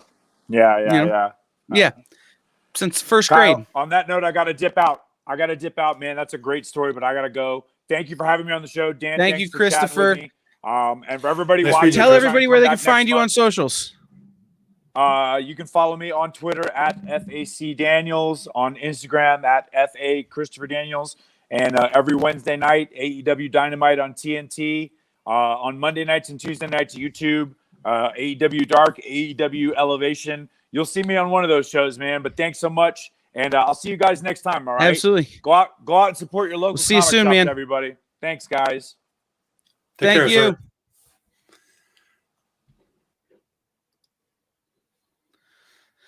That was super fun. I love him. He knows his stuff. And I've been a big fan of Chris for a long time. And so getting to have him on the show is super fun. And for Lucas out there in the comics, please bring him back. Absolutely. We're always talking to him about different things that we can do and opportunities to have him on, because he's such a cool dude and he knows so much about comics. So, Yep. I forgot he was a wrestler at that point.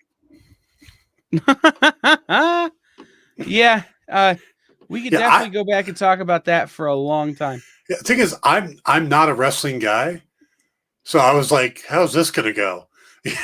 Because I haven't watched wrestling since I was a teenager.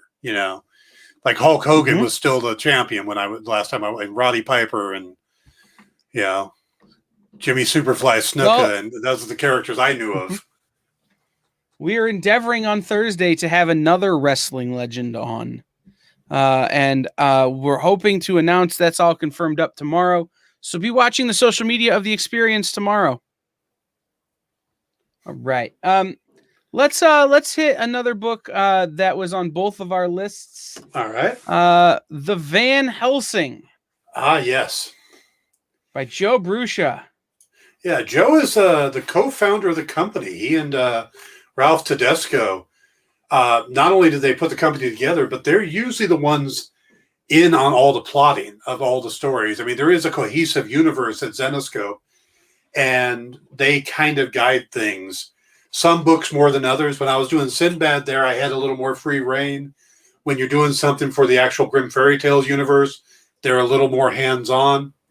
But here we got another one-shot. So again, they're making it very accessible for new readers to hop in, because this is this is the character that was the basis for the sci-fi series Van Helsing.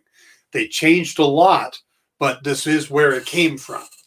Now you've got this Liesel Van Helsing. She's used to hunting vampires, werewolves, and all other creatures of the night, but now something is specifically going after children across the 5 boroughs. And she will learn why, for centuries, children have been fearing the Snatcher of Souls. Ooh. Yeah, I like the name of that. Right. Snatcher of Souls. Well, and Good. Well, and let me say this. If you only know Van Helsing from the movie, this is not that. I like if the you movie. only know it from the Hugh Jackman movie. I like the Hugh Jackman movie. Yes. Oh, I loved it, but this is not that. No, definitely not. This is a very different version of Van Helsing. You can tell from the cover that ain't Hugh Jackman.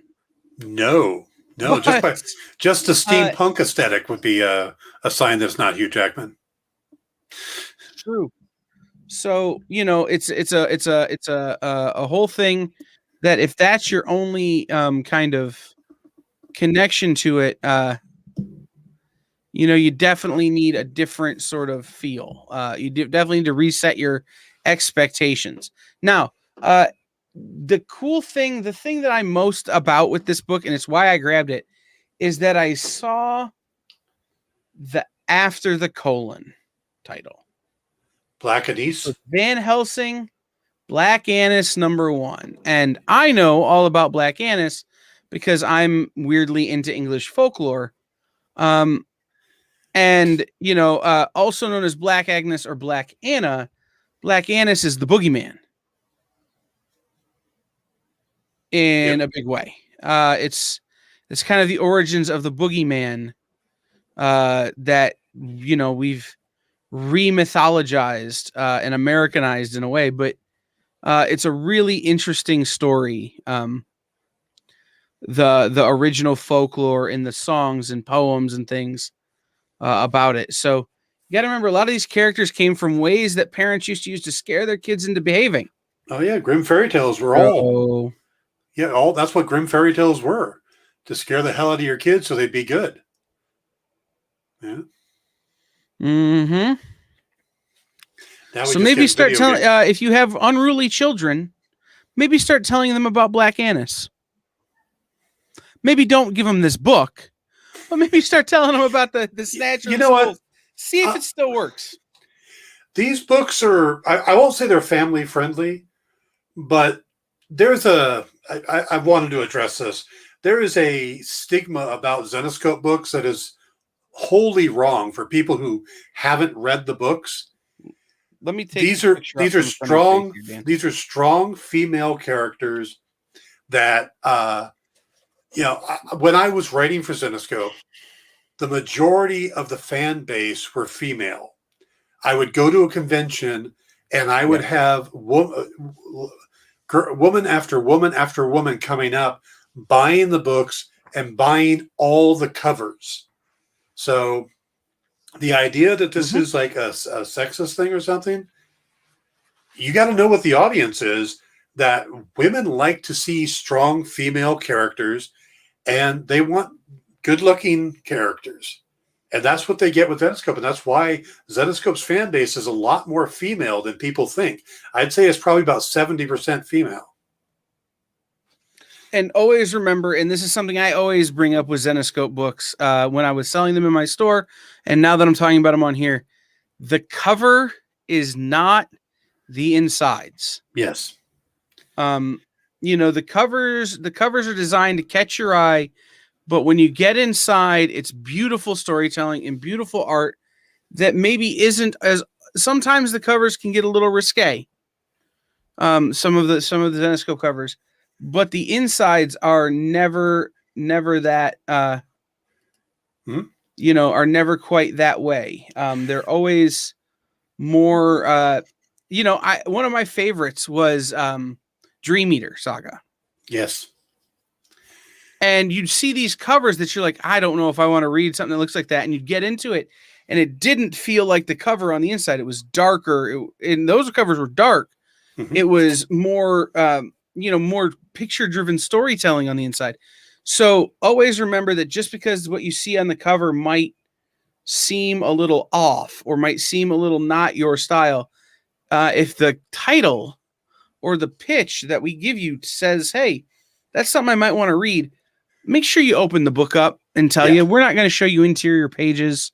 We're not going to do any of that kind of stuff, but make sure you open the book up and take a look inside. Mm-hmm. Yeah, when I was working for it, and I did one of the Dream Eater Saga titles, Joe had, at the time, I believe his daughter was 12 years old, and his idea was that he wanted these books to be able for his daughter to read them. Not the covers were to get people to pick them up, but the interiors were something that he wanted to be able. So there was probably less questionable material than you see in an average Marvel book in a Zenescope book. So. Absolutely true.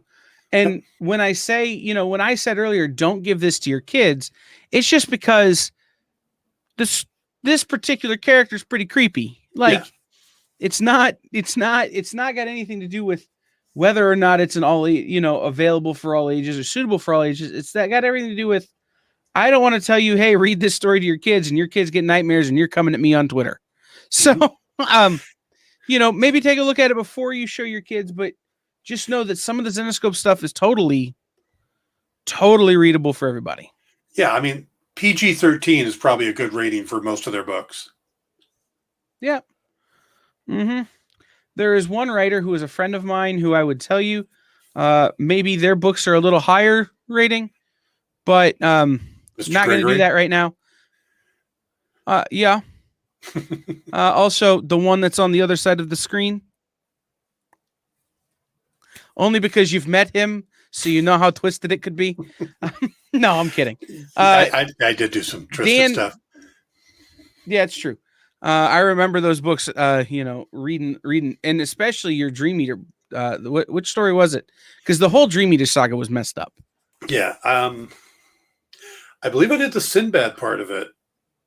God, it's been so long. And I've done so many different books for them. I'd have to double check. Well, you know what's funny? I can click on this here website and it'll tell me.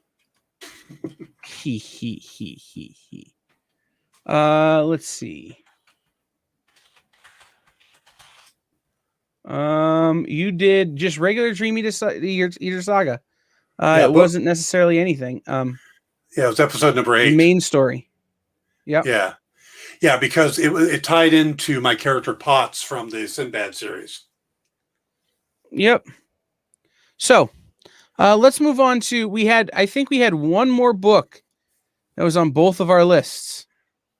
Okay. Shadecraft, yeah. Yes. This one's really fascinating to me. The write-up for it, I love that they give you a register write-up for it. They actually tell you, the equivalent of the elevator pitch, the register pitch, which is the dark tones of Demon Slayer and Something is Killing the Children meets a cast of contemporary teen characters, not unlike Veronica Fisher, Kelly Thompson's Sabrina the Teenage Witch. But this is basically the story of Zadie Lou, who by the age most people kind of grow out of being afraid of the dark. She's convinced that the shadows are deadly and are trying to kill her, which is difficult because it's hard to take on a shadow. You can't touch them or anything. So she's got to figure out what this is about and how it ties into her family lineage. So, and this comes from Joe Henderson, who's the showrunner on Lucifer, and artist Lee Garbett from Captain Marvel. But I believe they did a book together. I don't remember what it is, but they did a book together. The Eisner-nominated book Skyward. Right. So this is a new book from them. They were nominated for a bunch of stuff. Yeah. Yeah. And you also have Antonio Fabella working on the art as well, which I'm a fan of Antonio. But the thing about it is it's once you read the book, you're not solely convinced that she's crazy.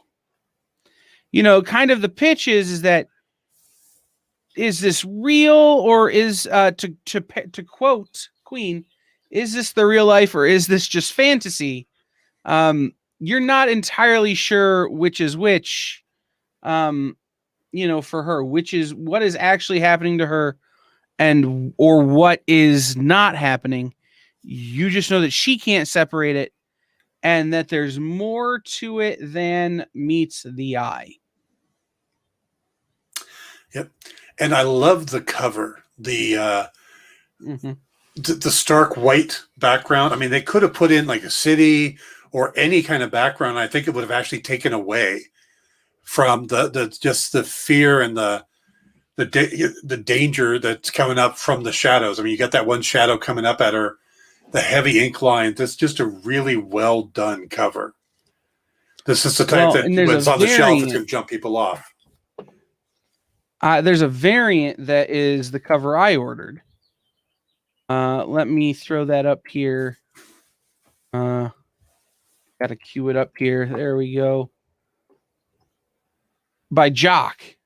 That I really like that cover. Because it's got kind of that is something watching you feel.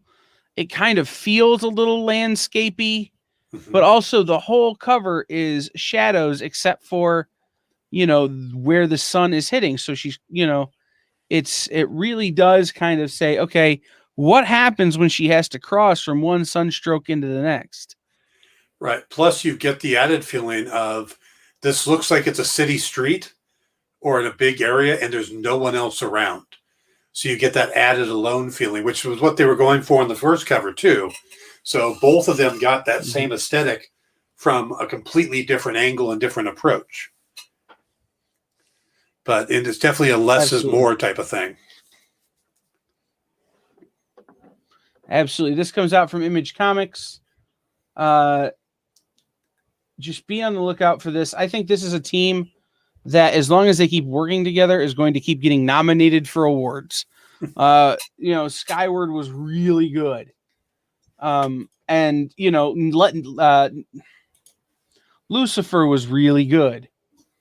And Captain Marvel that Lee Garbett did, really good. Yeah. So,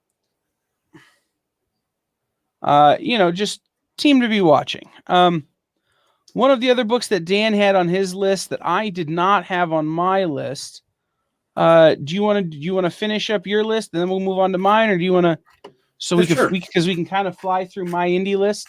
Yeah. We'll hit the big boy. One of the godfathers of the indie community.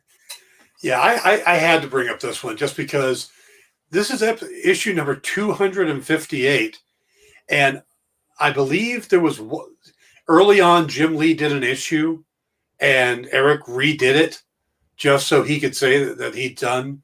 This guy has written and drawn 250 issues of a comic. That is just unheard of. I mean, Todd McFarlane's done like 310 of Spawn, but he's had someone working with him the entire time. He's an artist. This is Eric Larson, in the funny way he holds pencils, doing this book on a regular basis, which just feels like the purest form of comic books. He sits down and he does what he's doing. He's the boss. He's the editor, writer, colorist, he just does the whole. I don't think he's a colorist, but he does everything. And, and then the solicitation for this one is hilarious. It's a walk on the wild side. Amy Dragon skips school to run off on a wild adventure with Walter the Talking Tiger. Well, they're great. Yep, that immediately makes me think of Talkie Tawny from Captain Marvel, the Talking Tiger. And then, the look of Amy Dragon here, I mean, this is just, it looks like a fun issue. And in a series that has just been consistent for 20 some odd years. How long is 30 years? Longer than that. Was it 91? Let's. Yeah, that seems about right. Yeah, I mean, he's one of the founding fathers of Image. I mean, Savage Dragon was one of the first 7. Yeah, and so to tie it all together with some of the other things that have happened today, just as a reminder that so Savage Dragon started in 93. Okay, 93. Right. Just to tie it all together, some of the backup stories that have appeared in early Savage Dragons were done by none other than Scott James, who is an artist on Butts and Seats, which we had Tony Schiavone and Dirk Manning on earlier to talk about buttsandseatscomic.com. All right. we can move on from my plugging the thing we already plugged once. Okay. And back to Savage Dragon. There is a variant cover for this book that is very 1970s Marvel feeling, if you're into that kind of vibe. Yeah, it's the same cover, but it's got the 70s Marvel style trade dress on it. The big banner across the top, the character, the corner picture in the corner character picture, stuff like that. So, and he does that occasionally where he gives that old school feel to it, which is really neat. Absolutely. So you guys who have been watching Dan and I for a while know that I'm the guy, as much as Christopher is the king of the indies of wrestling, I am the king of the indies of comic books. This time I was at least nice enough to send Dan some of my notes. He did. They're very large. Even if my right. Well, because I format them for teleprompter. And then I forgot to set the teleprompter up. So it's a whole thing. So I'm doing this based on my memory. You were excited. But we're going to start here with, that, and I got to interview Tony Shivone. Yeah. So it was one of those days, right? So this is the Eighth Immortal number 3 from Source Point Press. So if you've not been following along with the Eighth Immortal, you have a character named Kirpian, who is immortal. Except that there are only supposed to be 7 immortals at any given time. And her job is technically to make sure that there are only 7, except that she is now 1. Anybody can become immortal at any time, and her job is to wipe them out when they get to that point, except that it happened to her and she didn't tell anybody. So her job is to kind of do this thing, but also keep it on the down low that she is one. Otherwise, somebody will come for her. Otherwise, it'll throw the whole balance off of everything. Nobody knows what will happen if there are 8 immortals. And so this is kind of the story they're telling. And in this issue, you find out more about our main character, Kirpian, but you find out more about Keegan and General McLeod, who have been, to this point, primarily side characters. This is the first real, I would say, large character development issues that you're going to find out. But the other side to this, right, is this is only a 4-part series. So the way this book reads to me is that issue 4 is about to be a barn burner. Because there's going to be a lot of stuff to wrap up that we haven't wrapped up before. That there are still too many strings in the wind, rather than things that are ready to be tied up. You're taking this time to tell us all about this great book, and I keep looking at the word 8th, and I know it's spelled correctly, but wow, that looks wrong. I know. EIGH. I think it's the font. No, I'm seeing it printed out in your write-up too, and GHTH should not be together in a single word like that. That's just weird. Right. It should be eighths. Eighths. Yeah, there should be another vowel somewhere. Right. 4 consonants in a row is weird. It's like Krzyzewski. None of the letters make sense, but they're there and it sounds right. Oh, Coach Krzyzewski, who they call Coach K? How the hell does that work? Yeah. His name starts with a K. Not but then there's like 7 Y's. So yeah. All right. That's the Eighth Immortal from Source Point Press. I'm going to stick with Source Point Press for just a minute here and head over to Black of Heart number 5. This is let me remember. This is the finale of Black of Heart. If you've been reading Black of Heart, you know how insane this book has been. With nothing left to lose and hanging by a thread, Drake Harper has tracked the vicious killer to his home. This is a serial killer story, and it's the story of the guy trying to catch him, the police officer. But the surprises are just beginning.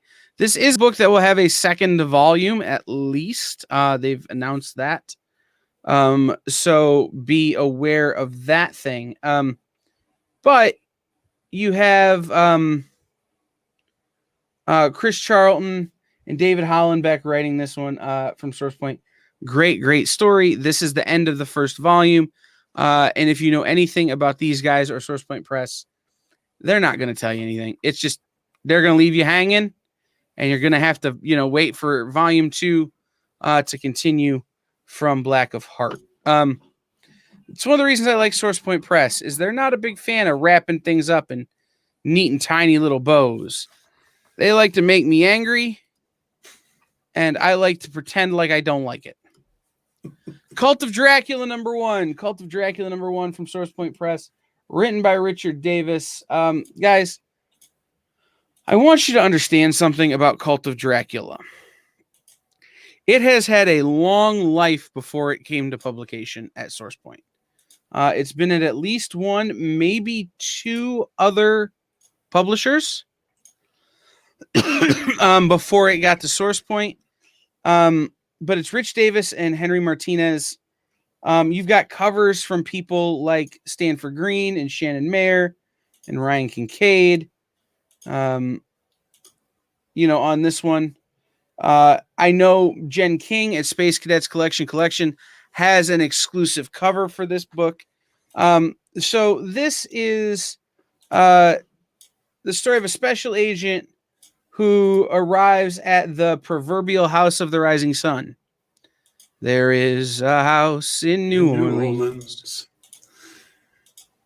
The secluded compound is the home of the secretive Ordo Dracul and is the scene of a horrendous crime coined the Cult of Dracula mass suicides. It's also the story of a documentary that follows the secrets of the mysterious cult by interviewing its leader. Neither investigator nor documentarian is prepared for what they find in the Cult of Dracula. I like how they work in names from the novels with Mina Murray and Robert Redfield as characters, and that cover is just gorgeous. I know it's the A cover is my favorite cover. I will say this: there is a Jay Ferguson variant that's really cool. Almost looks lifelike. I don't have the image for it. Jen's cover is wildly cool. But the Ryan Kincaid is very Ryan Kincaid style. I ordered the Stanford Green cover as well. I'm a big fan of Stan, so he did a store exclusive, and I forget for who, but I ordered it through Richard Davis, so I ordered it through the writer. So the Stanford Green cover is really cool as well. Cool. Cult of Dracula. If you like cults, if you like Dracula, if you like Bram Stoker, if you like blood, it's a good book for you. And remember, guys, this book has been through a few publishers, which means edits, re-edits, edited a third time, which means you're getting the most solid story possible because it's been looked at by a lot of different eyes with a lot of different. So I'm looking for, Dan. Input. A lot of different input, a lot of different, a lot of different input, trimming. A lot of different sensibilities in terms of what makes a good story. So this is one that's got some legs, I would say. Cult of Dracula. We're gonna have to fly through some of these because we're run out of time. I'm picking up everything Heavy Metal does. This is Black Beacon by Ryan K. Lindsay and Sebastian Pires. It's an intergalactic space story. It's supposed to be utopia, and of course it isn't. It's a sci-fi tale about inability, iniquity, and inattention to detail. Y'all, don't pass up Heavy Metal books right now. All right. The thing that jumps out at me about this real quick is that it all takes place on a space station that is supposed to be bigger than our solar system. Just that concept of it, that big of a space station. Right. I was just listening to somebody talk about the International Space Station and what a feat of engineering it was. Mm-hmm. And I'm going, then this book comes out bigger than our solar system. All right, let's talk about some engineering. Okay. Guys, this is a good time to jump in on Department of Truth. This is issue number 7. Issue number 6 was the end of a story arc. This is the beginning of a new one. This is called Deviation 2. And another deep dive into the secret archives as guest art. You have guest artist Tyler Boss, who does 4 Kids Walk Into a Bank. Joins James Tinian, who is killing Batman right now. The Department of Truth investigates the sightings of flying saucers and strange men in black suits trying to cover up their existence. Gee whiz, do you think Will Smith's in this book? Hold on to your cows. The truth is out there. Guys, Department of Truth has been absolutely fire. And this is the great place to jump on, especially if you didn't get in on that first volume. This is the start of the second volume. You can hit the trade for the first volume and get the second volume and run with it. And didn't this get picked up for a series? It's been in development. I don't know what they're developing. Okay. Series or movie or what, but it's been in development almost since it was announced. So yeah, we'll have to see where that goes. All right. Witch Blood. I've been telling you guys about this since the initial solicitation. This is Matthew Ehrman and Lisa Sturl. This is, I love the first line. Lick the blood off your lips. The next arc of Vampire the Masquerade is here. Look, guys, if you play VTM, if you're into LARP, especially if you've played VTM, this book from Vault is more expanded universe for the VTM world. Vampire the Masquerade is the single most popular LARP out there. You go to gaming conventions and there are thousands of people playing VTM. It's absolutely insane. And this, again, expands on that world a little bit from Matthew Ehrman and Lisa Sturl. Again, if you like LARPing, if you like VTM, this one is for you. All right, I've got 2 left. Dan, right or left? Left. All right, that is. I actually have 3 left. I only have covers for 2. Okay. This is Destiny New York from Black Mass Comics. So many of us have been waiting for Black Mass Comics. Pat Shand, yep. Yep, Pat Shand, who, you know, is an absolute monster and legend and probably friend of yours. Mm-hmm. He spent a lot of time there at Zenoscope. Yep. Worked together on a few things. So the read on this, and I'm just going to read it to you because I think it does the best job of sort of explaining it. Logan grew up in a boarding school for children with magical prophecies, but she fulfilled her destiny so young that she's now having a midlife crisis despite being in her 20s. When she falls for the estranged daughter of a mystical crime family, Logan's new love puts the entire school in jeopardy. A grounded story about the magic of young adulthood, star-crossed modern romance, delayed coming of age, and finding your place in a world too busy to notice you. I love how, from writer Pat Shand, snap, flash, hustle is what they chose to say he did. Yeah. And artist Manuel Priatano, who did the Oracle Code at DC, with an incredible limited edition cover by Terry Moore, who did Strangers in Paradise. Oh, yeah. Guys, the Terry Moore cover is dope. Yep. An exuberantly youthful and achingly heartfelt ongoing series feels like Strangers in Paradise set in magical New York, featuring characters that will stick with you long after finishing this double-sized first issue. Y'all, this is Black Mask really hits it out of the park most of the time when they release stuff. They don't release a ton. They don't do it quickly. But when they do, they absolutely crush it. Absolutely. Just keep in mind, if you pick this up this month, there's an issue solicited for next month, and then there's a break. Just know that's a thing. But this is a double-sized issue, so it's still going to be good. Yeah, you're gonna get 2 books worth out of 1 for sure. I got the image for my 3rd book here that I want to talk about. Let me load it up real fast. Okay. While we do that, I want to remind you guys, head over to comicshoplocator.com and type in your zip code, and they will tell you where great comic shops are near you.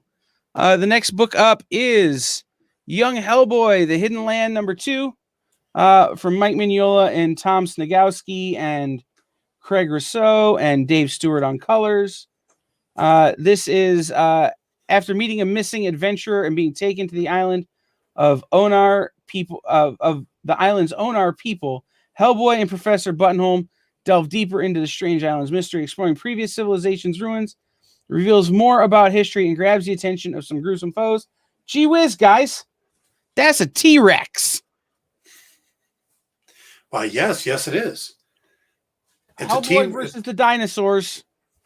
It's a T-Rex with slightly longer arms than normal. Yeah. He's very popular with the ladies. Mike Mignola. That's all you have to really say is he's Mike added Mignola has a Tom new book. Snagowski to help him. Yes. He's and we added talked Tom earlier Snagowski about Tom, how good it is. So when we were talking about Vampirella, Vengeance Vampirella, Tom Snagowski. So. And the last book I have is a #2. But it was my pick of the week when it first came out. It's my pick of the week again this week from Image Comics. This is Two Moons #2. If you remember Two Moons #1, this is a story of a man who is Native American from the Pawnee tribe, who is serving in the Union Army during the Revolution. And at the end of the first book, because of his shamanistic abilities, his shamanistic background, he finds himself in a court-martial type situation. Spoilers. If you didn't pick it up, you've had a month. But go out and pick it up and read it because it explains why. But it's by John Arcudi with Dave Stewart on art. And this is the story of a guy serving in the Union Army who has to count on the Confederate Army to save his hide. This is, it was my favorite book the week it came out. Having just read a preview of it on this one, it's my favorite book this week. Make sure you're checking out Two Moons. It is absolutely insane. All right. Well, that will do it for our time. Dan, I think this is the most we've ever we've covered a lot, and we didn't have to stall for anything. I know. I think we did well. And we had a guest and everything. Maybe we're getting the hang of this. Maybe. I mean, something will shake it up next week, right? Yeah, I'll find something. But in the meantime, guys, head over to, it's at the bottom of your screen, Comic Shop Locator. Or if you need a shortened URL, bit.ly/comic locator. To find comic stores in your area, head over to previewsworld.com to find out more about books that are coming out in the future. We're going to try and tell you about things that are on FOC going forward. But when we can't, just head over to Previews World and they will have that data for you. For Dan and everyone here at The Experience, I want to say thank you to Christopher Daniels. I want to say thank you to Jen and Hannah for Minute to Skim It. I want to say thank you to Dirk Manning and Tony Shivone. I want to say thank you to Jerry, who's been helping press the buttons all night. We will see everybody next time here on The Experience. Have a good week. Yeah. Bye, everybody.